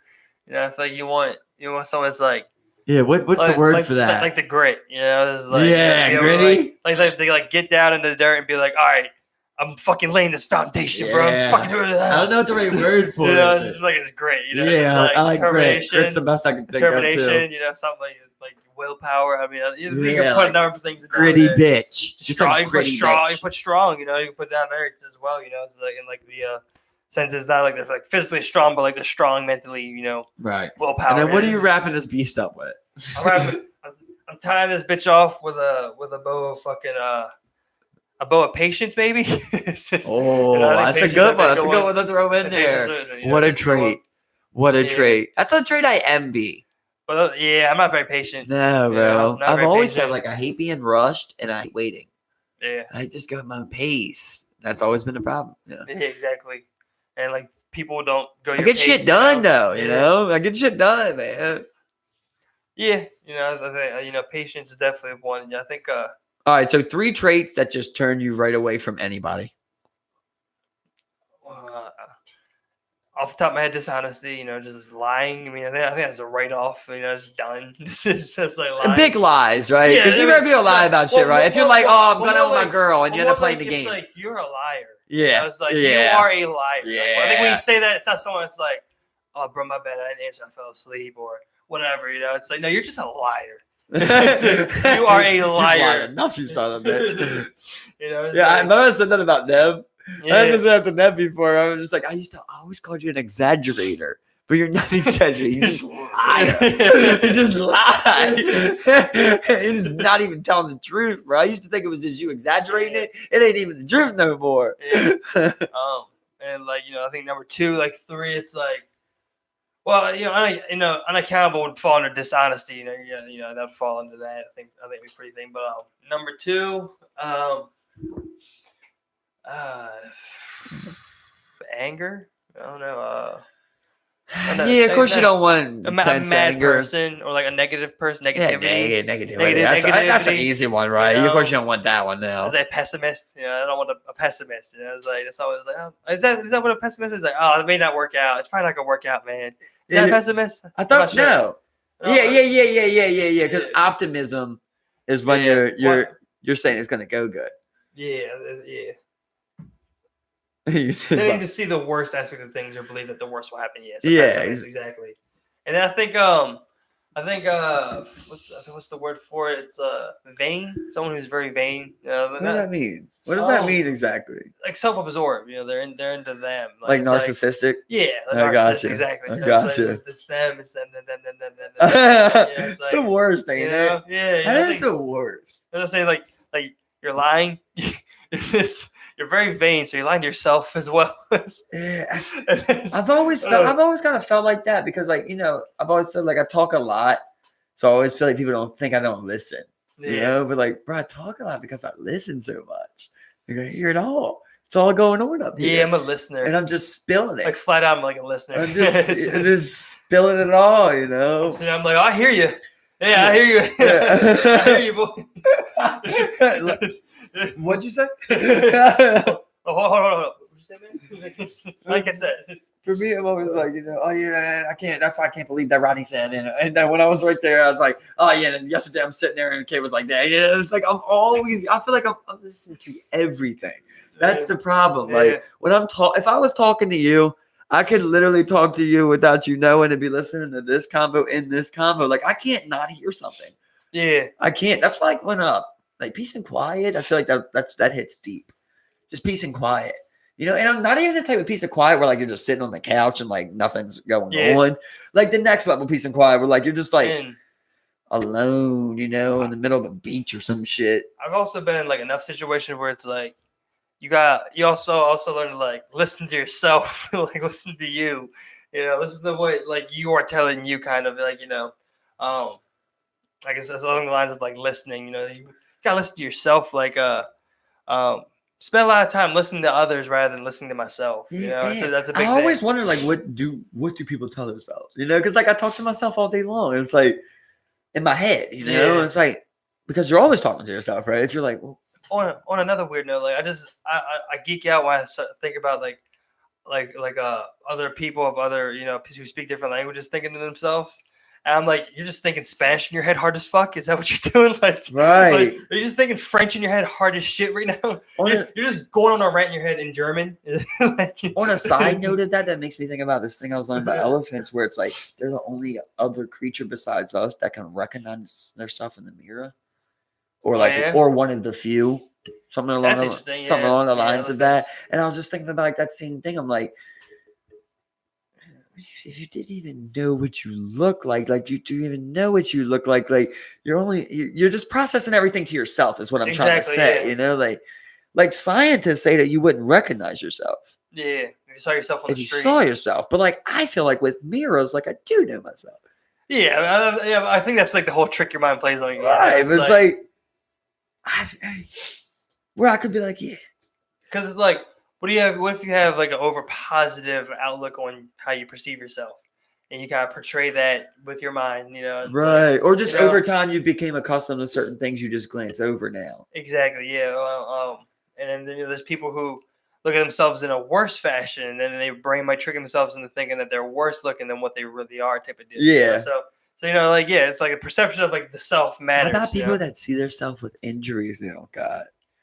Or like they think that like this arm's not mine. They're like, this arm's not mine. I need it off. What the fuck? And then they go as far to cut it off themselves. Like, literally, there's bro. bad extreme cases of that. Like this, I always feel like, and then I've like heard some of the interviews, and they're always like, I've always felt like this foot wasn't mine, so I cut it off. What the fuck, bro? That is so like, crazy. Whoa. Like next level shit. Like those aren't my fingers. Like I'm one-handed. I feel like that person has like superpowers. What? Like seriously, like on some like multi-personality disorder type of superpower type shit. Did you? What's that movie? I forget what it's called. Remember Split? Split. Yeah, I was gonna say Split. Yeah, like what's that. What's that guy's name? I forget his fucking name. God damn it! I know his name and I forget it. He just got a shout out for being like a great actor. Yeah, he was really good. He is really good, but like when he plays that beast part, where like he believes that. Like, how far does belief go? Yeah. If you really convince yourself, my hands stick to walls. Is there any possible way that you could ever really make it happen? Well, I think. And if you could, then what are you bending there? Because you're just bending reality. Well, this is my thing. Like, I think we've all tried. Like, my 12-year-old self trying to go Super Saiyan would tell you otherwise. Because it's like I believed. I tried so hard. Did you really believe though? You didn't really believe. Like we tried, but we really knew. Like once you have that thought in your mind of, oh well, if I fail, I wasn't supposed to. You already didn't believe. See what I mean? Yeah. But I'm like, when no one else has gone Super Saiyan. Write that down. No one else has gone Super Saiyan, so it's like, well, maybe it's being Super Saiyan just ain't it real. I mean, it's like I was always kind of like, oh, maybe somewhere else. Like, how out of the question is it that some beings like that exist? I'm just saying. I mean, like, that's not out of the question at all. That's not out of the question at all. I would expect people to have powers. I'm just saying, like humans, like, can they change something through belief though? Not that being exists. Yeah, that being probably exists, but can people? Really can you believe hard? The mind? Can you believe hard enough? And if you do, what are you bending? Because you ain't bending dead spoon. You're bending reality. Yeah. Well, you're doing. I mean, like. It's like one of the things, right? I mean, like you just have like I don't know what you would even call it. What do you even label it? Isn't that kind of one of them things where like somebody could do it in front of you and you wouldn't believe it? Yeah. Like you still would be like, what's the ruse? Yeah.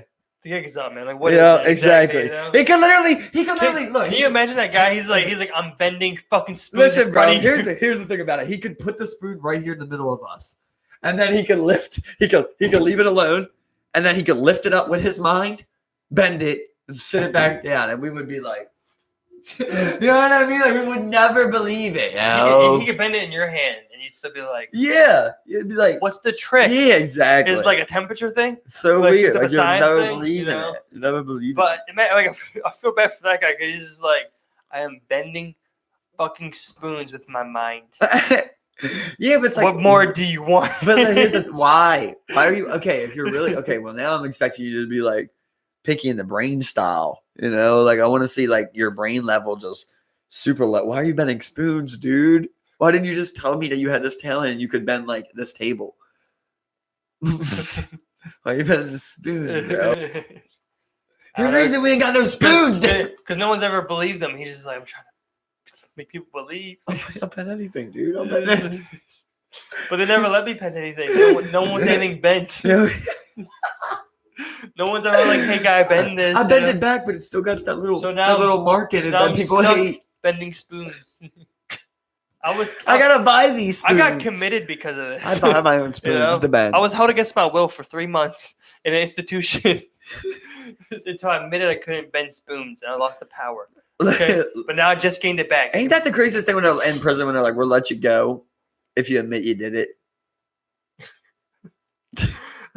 It's so weird. We'll give you less time if you just tell us you did it. I mean, we can prove it to you. And it's really... so funny when you actually think about this shit, you know, and like you really say it to like another person and yourself for the first time. Like it's just so like, bro, we're straight up like tell us what happened and we'll give you less time. Be honest, just bro. tell us what you did. We like kind of got the gist of it. And we just want the sweet deets. Proof. We just want to know what you did. Just we want you to say it. We already did all the work, man. We'll give you so much time, you know. We know pretty much what happened. We just need you to say it. You're gonna get life in prison. Plea deal 20. Client was 15. That's crazy. Like they find that guy with meth and nothing happens. Right, because the guy just like, I don't know what happened, and it's like, well. But it's crazy because like the story came out. I think someone's always gonna sell the story. Yeah, but like nothing happened to the guy, you know. So it's like, is it really that internal? Did they really try and cover it up so it? Well, I don't think a lot of people are getting mad though. I think a lot of people were just like, "You want to get mad right now?" Nothing. People were laughing at it, so it's hard for me to be mad about it. I think it's that article. I always wonder when I see things like that. I'm like, government, did you just play a little coy on me so that I pay attention? And when I talk to Steve about it, I focus mainly on the joke, instead of the story. Either well played, you bitch. Either that, or you got this guy who works for the government. And he was going against the grain, and then he put him in check. They were like, look, this is what could happen to you, bro. We won't press charges, but you got to be a good boy. And it's just like... I hate the way you say that. And it's like... I hate the way you say good boy. You know? It's like, God, if I ever got to torture someone, I want you not to say that to me. Yeah, I've, like... Oh, man. That's one. That's one that's like... Yeah, I would quit on the spot if anyone talked to me like that. Like, nope, fuck you. It's like, I'm gone. Gonna be a good boy. It's a line. Yeah, I don't know. I had to make $100,000. It's like 8 hours. Even then, 1 year. Like, just 1 year. Also, that's the thing. I only need 1 year of $100,000. I'd put up 50, 60 grand and leave. Yeah, oh, dude, I'm gonna show you this sweet ass fucking RV, dog.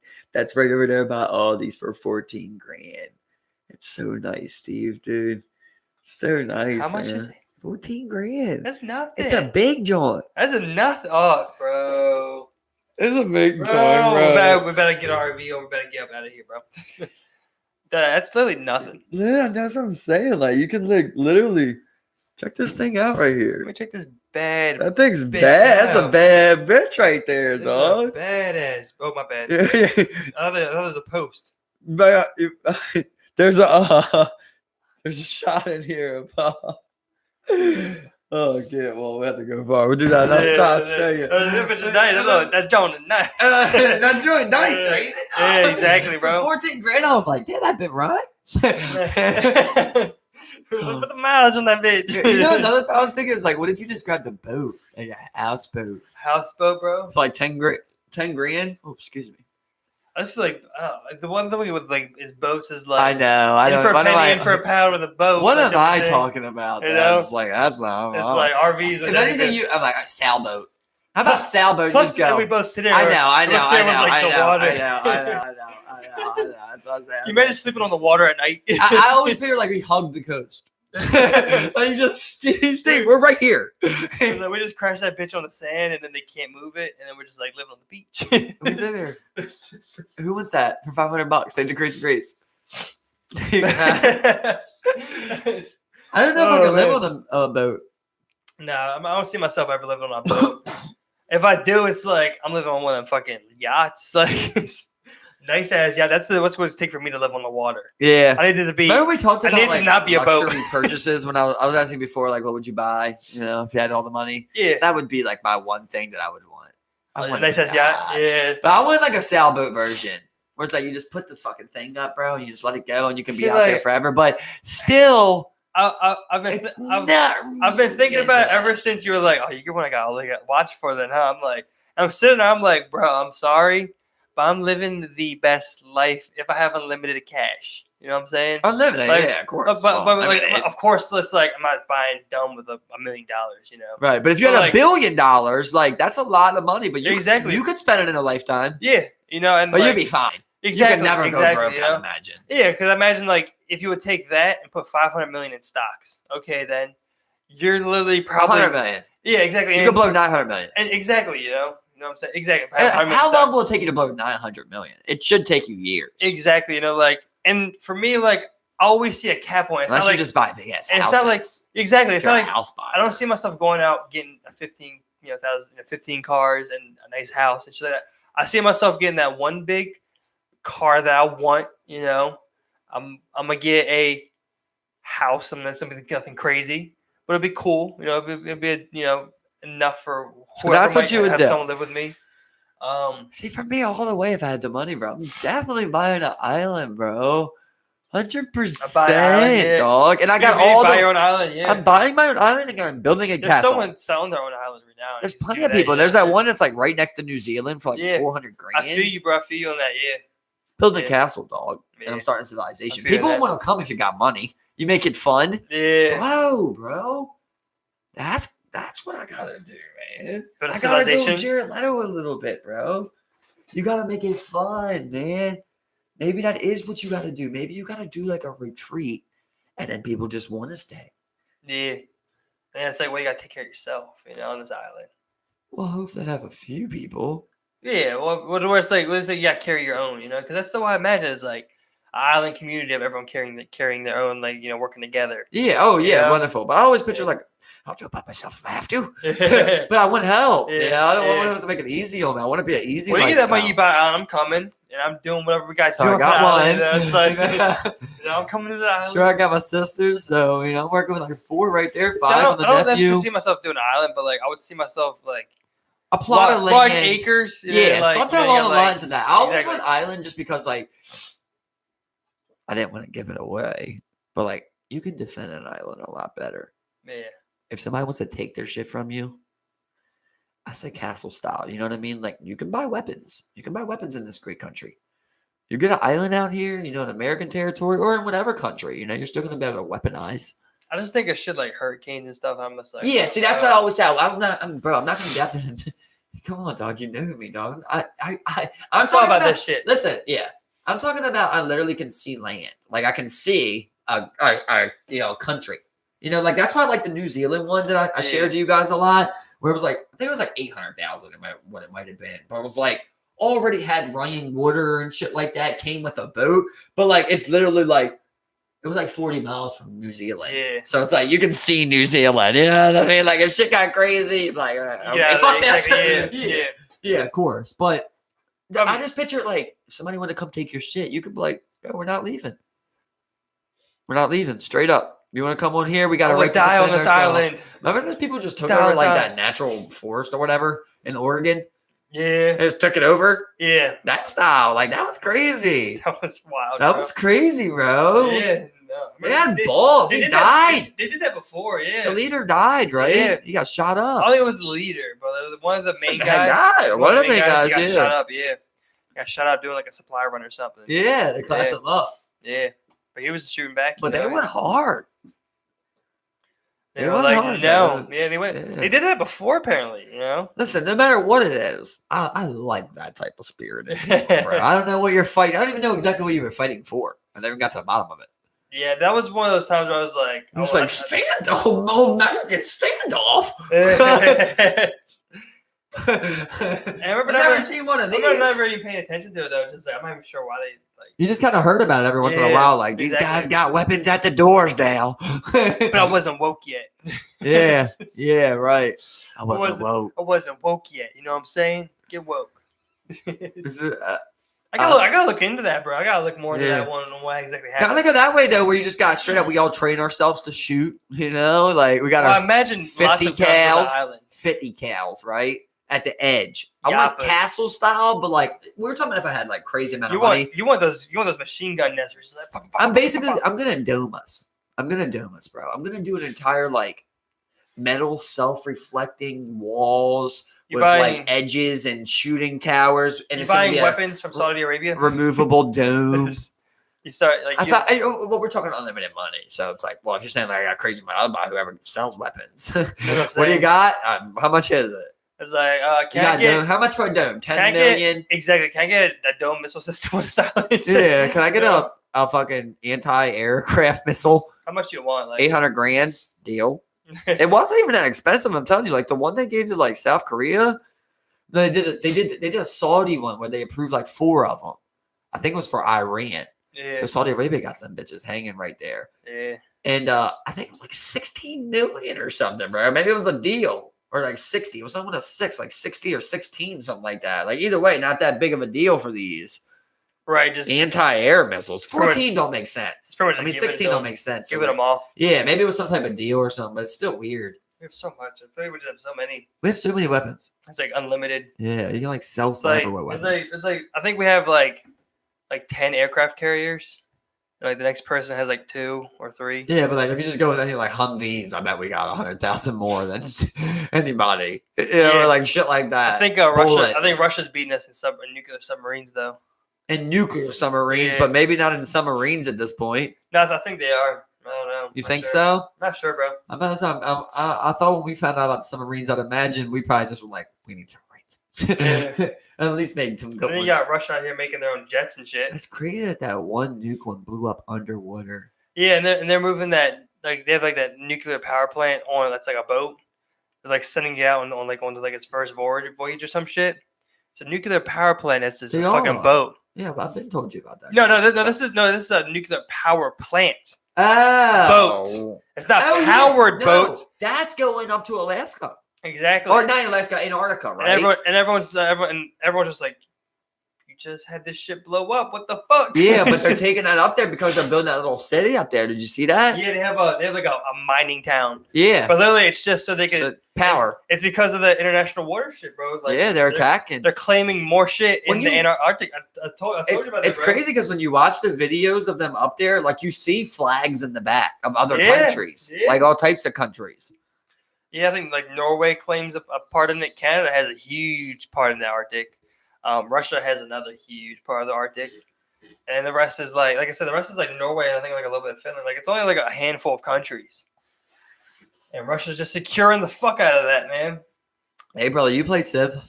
Exactly. You see the resources, you go. You know where how the lines work for your borders. Spaces. So you go out, you settle on that island. I can connect this to my capital. Exactly.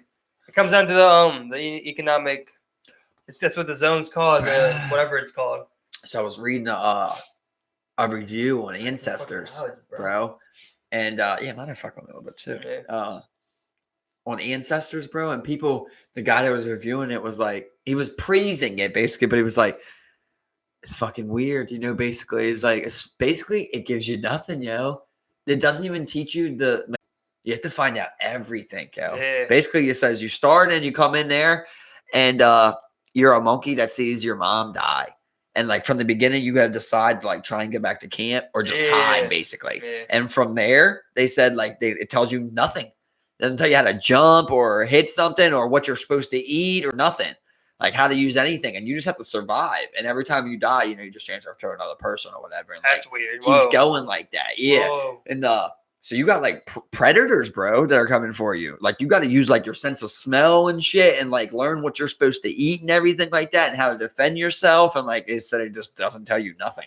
You just learn shit along. I mean, that's how it should be. That sounds dope. Yeah, doesn't that sound cool? So what I'm hoping for is that it doesn't turn into like a Get Out type of thing where it's like it's more of a narrative. Here's the thing. Listen to this. See, you might be right, of course, because I don't know. But this was apparently the good thing that I was reading is that it's up to you, basically, with those choices. That's how evolution evolves. Yeah. So, like, what you decide to do with that fucking monkey from the beginning is supposed to have, like, you unlock. You're not going down the timeline of real history. You unlock the synapses of, like, that's how they work. They work at you.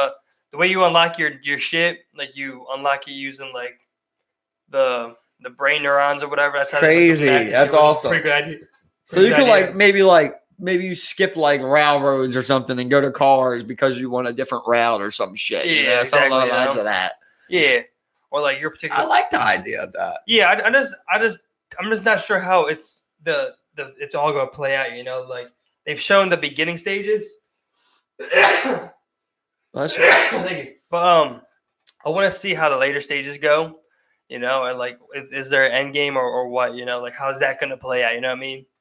Like, do you just move up to like being a modern person, and like? Well, I'd imagine it keeps you in military. You're gonna have some form of fighting, combat. type of style. I don't think you're gonna be living like a normal life or nothing like that. You're probably like a I mean, soldier. like you know, like, are you just gonna like evolve from the monkey to being a human? Like, I got and you. then like, how is that gonna play out once you're a human? Like, are you then just like, okay, then you're like, okay, now you got to figure out fire, right, and cooking and stuff, or what? Like, how's that gonna? I don't know how it's all gonna play out. You know, that's how I would imagine. So it's tough, but to just, like, apparently you're envision supposed to be able to alter it. So because it seems just like so much in a game. It just seems like one of those games where it's like they get into it, they blow the budget because it's like too expensive or some shit. You know, it never hits stores or some shit. You know, what I'm not hoping for. I just don't know how it's gonna. You know. The whole game's gonna be done. Well, like initially, remember we was reading like they were saying like you can play 30 hours with that fucking monkey if you want. Yeah. So that just shows you like probably how immersed that section of it is. Yeah, I just want to see how it expands and goes. You know, how you go from there. And especially like online mode, like how's that gonna work? Is this just two monkeys linking up, or maybe you can choose like what era you're playing in, and then you choose a character or something like that. It's got to be something. But then, like, it seemed like it would be the same for all the different evolutions between monkey and human. Like, if you're a Neanderthal or so on, you know, it's like, okay, you're predator, food, shelter type of deal. And then if you're a human, it'll be something completely different. You know, I don't know, you know. Yeah, but I'm saying, like, everybody else is the same thing, though. Like, say we did, like, just monkey era, basically. Like, just straight up first monkey. Like, so we just have, like, monkey square up. And then you could do like a caveman one where like you got a couple bat. Yeah. You know, some shit like that, rock thrower. I don't know. Yeah, kind of real basic here, but like it's hard. It's hard to picture how they're gonna do it. Exactly. That's what worries me. I just don't know where it's gonna go from this. For online though, but either way, I'll play. You know, a single player of what they're laying out there. Yeah, exactly. Whenever it comes out, we'll know more, and you know, I'll probably most likely buy it. How many games a year do you buy? Oh, that's pretty low. You know, I would say. I'll say there's probably 2 or 3 a year, you know, if that. So, yeah, I usually buy one, and then 2 is probably what I've been flirting with lately. Like I bought more. I bought more recently because I got a Switch, and I bought a couple games for that. You know? So would you pay? Say if like, would you pay? So that's $120. Would you pay $100 a year for all the games? To just every game, and you just download? Like basically, it's a Game Pass, but you pay $100 a year. Deal. I mean, you pay $100 a year. You just don't own any games. Well, that's kind of how it is now, technically. You know, all the if you buy digital games, you don't technically own them. You know, it's like a license thing. Yeah, I guess you're right. Unless you buy a hard copy. Yeah, but unless you buy a hard copy, you really don't own it. You know, yeah. Because like you ever have something where like your Xbox like Live doesn't work, and then you can't play any of your digital games or whatever. Yeah. Yeah, that's like that type of style. Like they can't verify that you like. I've even tried like they say some people say go offline and it works. I've tried that and it doesn't work. You know, so it's like they can't verify that you bought the game, so you can't access it digitally on their server to play it. You know, just like it's like what the fuck? I bought the game. It's mine. Let me play it offline. But it is pretty cool how you could go to a different. You could log your shit into a different console and then download your game, right? Yeah. Oh yeah. That's pretty cool. That's what I'm saying. There's huge pluses to the digital game. Yeah. You know? I mean, like you know, like it's just the way Xbox does things. It's kind of fucked up. Yeah. Because I don't think PS4 has the same problem. You know, once you download the game, you can play it offline. You don't need to verify that you bought it because you downloaded it and you paid for it. You know, so it does have to. If it's downloaded. Yeah, that's what I'm saying. If my digital game is downloaded, it still don't matter. Yeah, but I'm saying if it's downloaded, it should be like that. Exactly. Yeah. Yeah, but if it's not downloaded, then that is kind of difficult. When Xbox Live servers go down, a lot of times you can't access your digital content. Right. Yeah, that's why I hate doing like. So I would gladly play $100 a year to have all the games on Xbox. You would do that. Yeah. Right. Seems like that's probably the way to go. Because I mean, there's a lot of games I don't get, you know, because either I'm worried that like I won't like it and it'll be a waste of the money. You know, like I've been wanting to play like Rainbow Six Siege, but I don't buy it because I'm like, well, I might not. I'll get bored of it either easily or I won't like it. You know, people seem to love that game. Yeah, which is like what makes me want to try it, but I don't know if I like it, so I'm not gonna buy it. But right. I'm not sure, you know. And it's still high. It's like $40 now, and you get a couple characters because they had characters. I got you. Well, that's not cheap though. $40. I mean, for like for what the game is for me, it's like you get a couple maps. For being so old though, it's 6v6. It's pretty much 6v6 search and destroy with like some more tactical things. But it really, for me, it's like not even tactical gameplay because like you're just peeping corners, and the first one to headshot you is the one that's gonna win, type of deal. Huh. And there's various gadgets each person uses and has. It's like it's kind of like a class system where this person has like a shotgun and explosives, and this person has a silenced, MP5, and they have silent footsteps. It's like shit like that. I got you. So you choose like your agent or whatever. A lot of people definitely fucking play that game though. That's for sure. Yeah, because I think it's just has a competitive background. I think that's why. Because you're playing v6. You never respawn. You die in that round. You don't come back to that round. Type of deal. So search and destroy was a big one. I definitely like the direction the games are going. It's fucking fun, man. Yeah, they're getting deeper and deeper. I got kind of what I asked for, like in like the new FIFA 20, like they're adding more to the career mode. Like they're adding more shit for you. Like you can do like conferences and shit now. So that's kind of like along the lines of like kind of like shit I wanted to see. They added a bunch of other shit. Like you can create your own person, like what they call Volta, which is just like the street soccer, the street football. Yeah, that's awesome. Create your own player, and they have their own Volta story where like they play street ball. And shit. That's cool. That's real cool. And it's supposed to like lead into you making the league or something. When's that drop? End of September. That kind of a little inspiring for me. Yeah, I'm gonna get FIFA, and I'm definitely getting Borderlands 3 when that comes out. That's another. I'll have to check that one out. Yeah, and that one's cool because it's like 4-player co-op. But but like for you, it's like you're killing people, monsters, mutants, things like that, and whatever.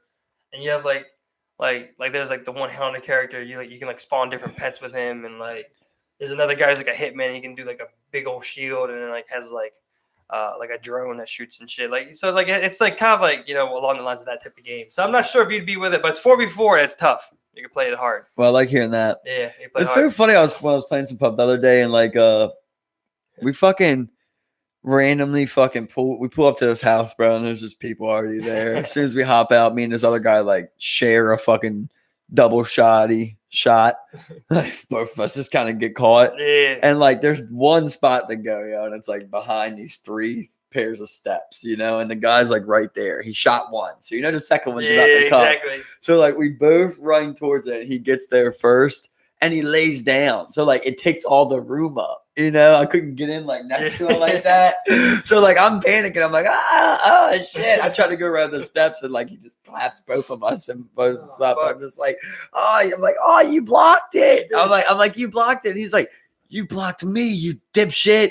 I'm just like, damn, man, that really hurt me. It was like, it really sank in. I was like, wow, the way he said it, I'm like, this dude was like, really, but if I've never felt like that about anything. Yeah. Like, I didn't explain it properly, about how it happened. I made it more funny than it was, but I was like, pub, like exactly, you're kind of intense situation. I'm like, bro, you blocked. He's like, you blocked me, you dipshit. And I'm just like, no, I'm like, I'm not used to being insulted like that. Yeah, It's just kind of like, really, yeah, I've been on Xbox for some time. But I've kind of just bounced it off, Like now that I'm like a grown man, like I'm not really used to like. When I was a kid, I went for it, I'd be like, "Fuck you, bitch," or I'd say some shit like that. But like now, like I try and like talk the game. Yeah. It's like so. I was like, man, this guy just called me a dipshit. I'm just like, I'm about to go off one of them. I was like, well, I guess I just won't play with them again. I don't really know what you're supposed to do. Exactly. Well, this got me thinking like about online bullying. Like how much it really can hit. Yeah. When you, especially like because like online bullying is like online game bullying now, right? Because like people are like playing Fortnite. You want to get in that party with all your friends from school, and that one bully's in there that don't like you. That and like with social media now is like, okay, if that person makes social media, like there'll be people who can like gang up on that person on social media, which is like a huge part of whoever's life. I mean, like so, it's bullshit. Yeah, it sucks, man. Right. Xbox Live, especially like growing up, was like one of those extremely toxic places. You remember getting into many altercations being a kid. But like for us, it was like funny. It was never like somebody bullying you, really. Yeah. Maybe it happened, but like not really in like what we seen. Like exactly, it was pretty much like people would. Of course, people would try and bully you, but it's funny. It's like somebody's like, "Oh, fucking."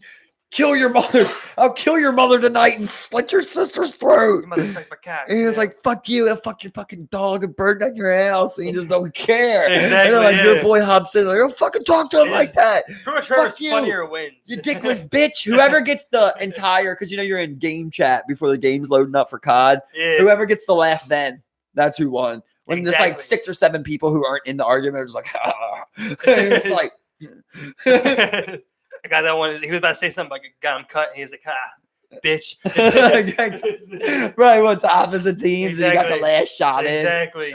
So you whipped his ass. That For used a to be second. such a fun time, man. That was, when you could get people together, it was for COD, man. Yeah. 'Cause you got to think it was like 8-on-8 sometimes, 6-on-6 usually, I believe.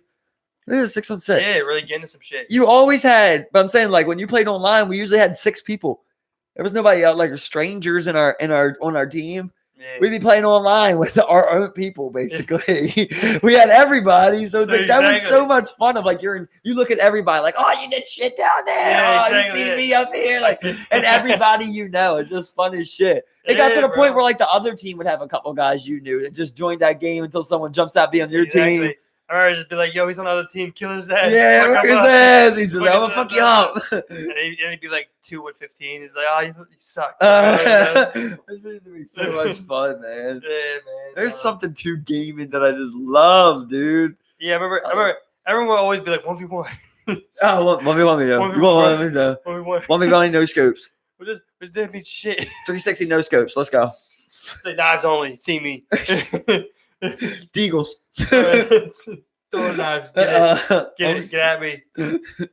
Well, let me turn up my sensitivity for no scope. I don't know, man. There's something about that. Like, there's something about just throwing that headset on. Because, like, you're hanging out, right? It's like you're hanging out with the guys. Like, you're all at your own spots, but you're like all hanging out together. See, that's what made, like, World of Warcraft crazy. I hate to bring that into it, but it's like, I couldn't imagine if we had, like, a 6 squad on, like, World of Warcraft, like, what me and Tyler were running it like that. Because like you then link up with your people, all you guys have your character, and then you just run throughout this like endless universe in World of Warcraft. Like, is it endless? Like, well, it's not endless, but it's pretty fucking big. Gotcha. But there is an edge. There's an edge. You reach like so like pretty much like if they portray it as you have 2 continents, well now they have like 4 or 5, and like that's like the world. So like. It's not endless, but you can go to every part of the world. You know, are you supposed to fight people in it? Like, is that the objective? That's an aspect of it. You know, what is the objective to win or to do good? Do good. So there's no like I would say like winning, but I guess there is because like so there's 2 things you can do. Like you can do like what they call raiding, which you can go and you do like it's like either 10-man or 25-man raids where you link with 10 people or you link with 25 people and go do this super hard raid where you'd fight hard mobs and hard bosses and hard boss fights. They were like really orchestrated. So like there were mechanics to fighting them. So you had to know what you were doing to beat the bosses. You know? So they were hard, you know? And especially hard to get 25 You're doing people. all this with a mouse too, right? Well, like, mouse, it's actually easier mouse and keyboard. Yeah, it's actually easier, you know, because you have all these buttons, so you have all these buttons in front of you. It's pretty easy. But then there's PvP where it's like you fight, and like the biggest aspect of PvP was like where it was like the most real was 3v3. Because 5v5 is just like ridiculous, and 2v2 doesn't really get it. But 3v3, like 2 damage people, a healer, that was like the real competitive part of it. That's where I played, where like you would fight other teams. That's where you play. You heard it, man. 3v3, yeah. So you're trying to fuck other people up, and that's really intricate combat. You know, where it's like you're controlling every ability your guy does. I would like to see it live. 20 abilities, you know. I'm gonna need you to hop on and throw it out for it one day. It's also a super fast pace, which is like. Another thing, it's like the closest thing to like real like medieval fantasy combat you could ever get, you know, where it's like you got like your warlock, you got your mage, you got your shaman character, and that's the thing. There's like I think there's like 9 classes now, like where like and they all are unique. It's so weird how long ago that came out too. Yeah, exactly, like 2000. It's definitely not where it was once at there, right? No, but but it's still like it's that game. It's the first to ever do it, you know. The MMO type of genre, like it's the one and only that was ever able to get anywhere near that type of success. As far as like, why has no one replicated that? Well, people have tried, but no one's done it because wow, there's already that thing on the market. Like you would think that they just modernize it because it looks so clunky. Although they've updated the that's the thing. Every expansion they've updated graphics, like these places, like they've updated the graphics throughout the whole thing. You know, they've updated character models. I got you. Armor, they've updated all the effects. They've been doing good. Exactly. They've kept it up to standard. They weren't no blockbuster. Exactly. It's not. It doesn't look like when it first came out. How many people go in there a day? You think? I think you still have upwards of like 3 million players a day or so. You know. Wow. But their highest was like 10 million subscribers logging in every day and playing. You know. I believe that was crazy though when I seen that like Pub gets 1 million a day. Yeah. And you're just like, what? It don't fucking seem like it. It don't seem like pub got 10,000. I gotta know. Okay, so 2019, so for the past It's hurting. 5 million. 5 million? 5 million. 5 million people a day Yeah. still logging in the WoW. And then so I'm gonna try and pull. Let me see if I can pull it up where it shows like What was the peak? So That's what I would like to know. So the thing is, right now they're expected to go down, but in 2023 it's estimated to be 4.4 million still. What was the peak? What's the peak amount of users that were ever playing WoW? I wish that they would make like a real, just not so much fantasy. October 2010. So this is like 8 years after it came out, or 7, however. 2010, the game had 12 million subscribers. 12 million subscribers. It was doing good, and it cost to subscribe. So like that. So they changed that recently, where like you can use in-game gold to pay for your subscription, which is like some people are really good at that and have lots of it. But I think it's still like $15 a month to play. Yeah. So it was always 15 a month. Yeah, but like all like so like. So they were cashing out. Besides expansions, like the only time like they wouldn't charge for content. So it would. So between each expansion, they would have like 5 or 6 big patches where they had big events where shit was always changing. Like and there was like a story throughout the whole thing. So like over this, however like 15-year span or so, it's been like a story from start to finish pretty much, Well, they didn't have to charge because they're getting $15 a piece. So basically, in a year, you're giving them almost $200. So they had World of Warcraft. You bought the initial game, and then you subscribed for a month. Oh, so you did buy the initial game? You bought the initial World of Warcraft. How much was that? So when I got into it, there was World of Warcraft and 2 expansions: Burning Crusade and Wrath of the Lich King.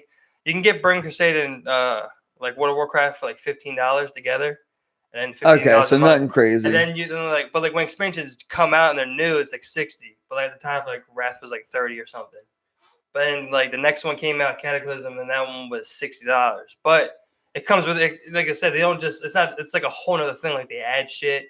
Like you're not just. I mean, like they're still charging for it, but I mean, like I didn't mind. It was kind of like when they did expansions, they were kind of like worth that price. So they basically have like such a great hustle that they set up there. Yeah. Instead of just selling you the game for $60, they just the subscription. Yeah. We got you.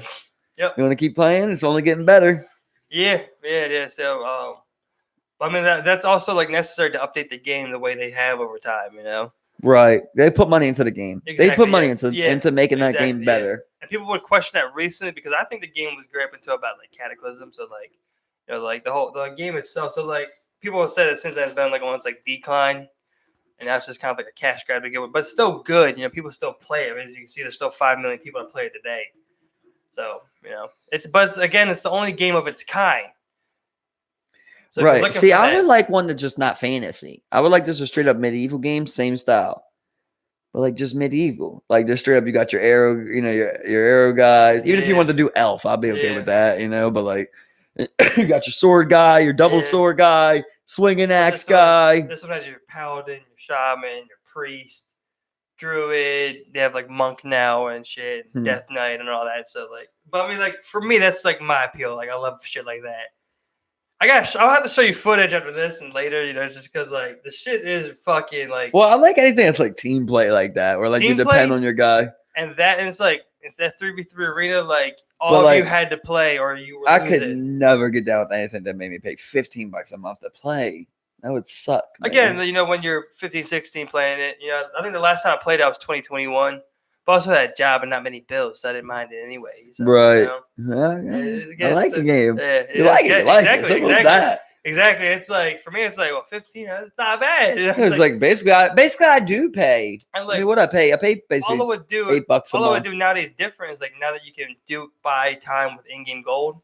It's like making gold was a part of the game anyway. So like I would just spend that, and just if I'm gonna play, I'm gonna pay the subscription. Pay the subscription with in-game gold, play for free pretty much. So then you got to keep on mining, ain't you? Well, I mean, there's ways to make money. It's like you just flip shit. That's so weird. Like, funny, what the fuck is mining cryptocurrency really? Like, what is that? It's an algorithm that creates it. Like, yeah, but like all you know need what that means. Computers creating I don't know what that means. Barcodes. basically, or some like- shit, and you get paid. And you need like super powerful computers. to, Multiple do it. ones, like 10 Yeah. of them. Well, that's because they can only do like 0.001 Bitcoin. You know, so An hour. They don't make one Bitcoin. They make a piece of a Bitcoin. Right. You know, like, Crazy. I don't know. It's just the algorithm, and it figures And it then- out, and it's like, oh, here you go, you made one. And it's just like, I don't know. I'm sure I'm making it so simple. It's not that simple, and I make it sound dumb, but like, really, like, what the fuck? Like, how is this even worth anything? Yeah, pretty much. Like, they're just like, it's like, I guess it's like the Bitcoin or whatever is like 10,000 lines of code, and then you create like a line of code or something, and then like you create 10,000 of them, you get one Bitcoin, and then that's Or like, yeah, like it figures out like it's like there's a program for like everything, every piece of Bitcoin or whatever, and it's always generated at random, and you just like your computer just figures out the one and plugs it in there, and it just gets you a piece of a Bitcoin. I don't fucking know. So yeah, that's some crazy shit. I never really understood that. Yeah, and how you have like just warehouses in China, just like people where they just like mine these things all day. The best part is like nowadays who's invented it. Yeah, exactly. And it's like who did it, and there's like just rumors. There's nothing but rumor. I wonder what the value is right now. I know it took a little hit, but it's still up there. Got to It's be actually- 1,100. One Bitcoin is $10,000. Wow, Yeah, it's still floating around there, man. that Bitcoin's is incredible. Yeah, but like you can only use them in a handful of places. You know, it's not like a regulated currency. Hey, like buying some damn guns, Yeah, like on the black market. And buying a liver. it's funny because it's not even a whole Bitcoin for like a gun on the market. Like, all right, that's gonna be 0.25 of Bitcoin. Right. It's just like You're man, right. like, it's like, oh, man, I only got 1.25, man. It took me 4.5 hours to mine There's that. only one. One fucking Bitcoin. What can a man do with one Bitcoin? Yeah, and people make mini rigs where they just make like 0.0000001% of a Bitcoin. You know, so I mean, you just need huge scales to get anywhere near one Bitcoin. The wildest shit ever, man. That's another great cast, Steve. We appreciate it. We love everybody. That's the Keep shit checking show. out the shit show, baby. That's the shit show. We love y'all. Good night. We appreciate it. Play Yeah. cute, funky music. Bye bye.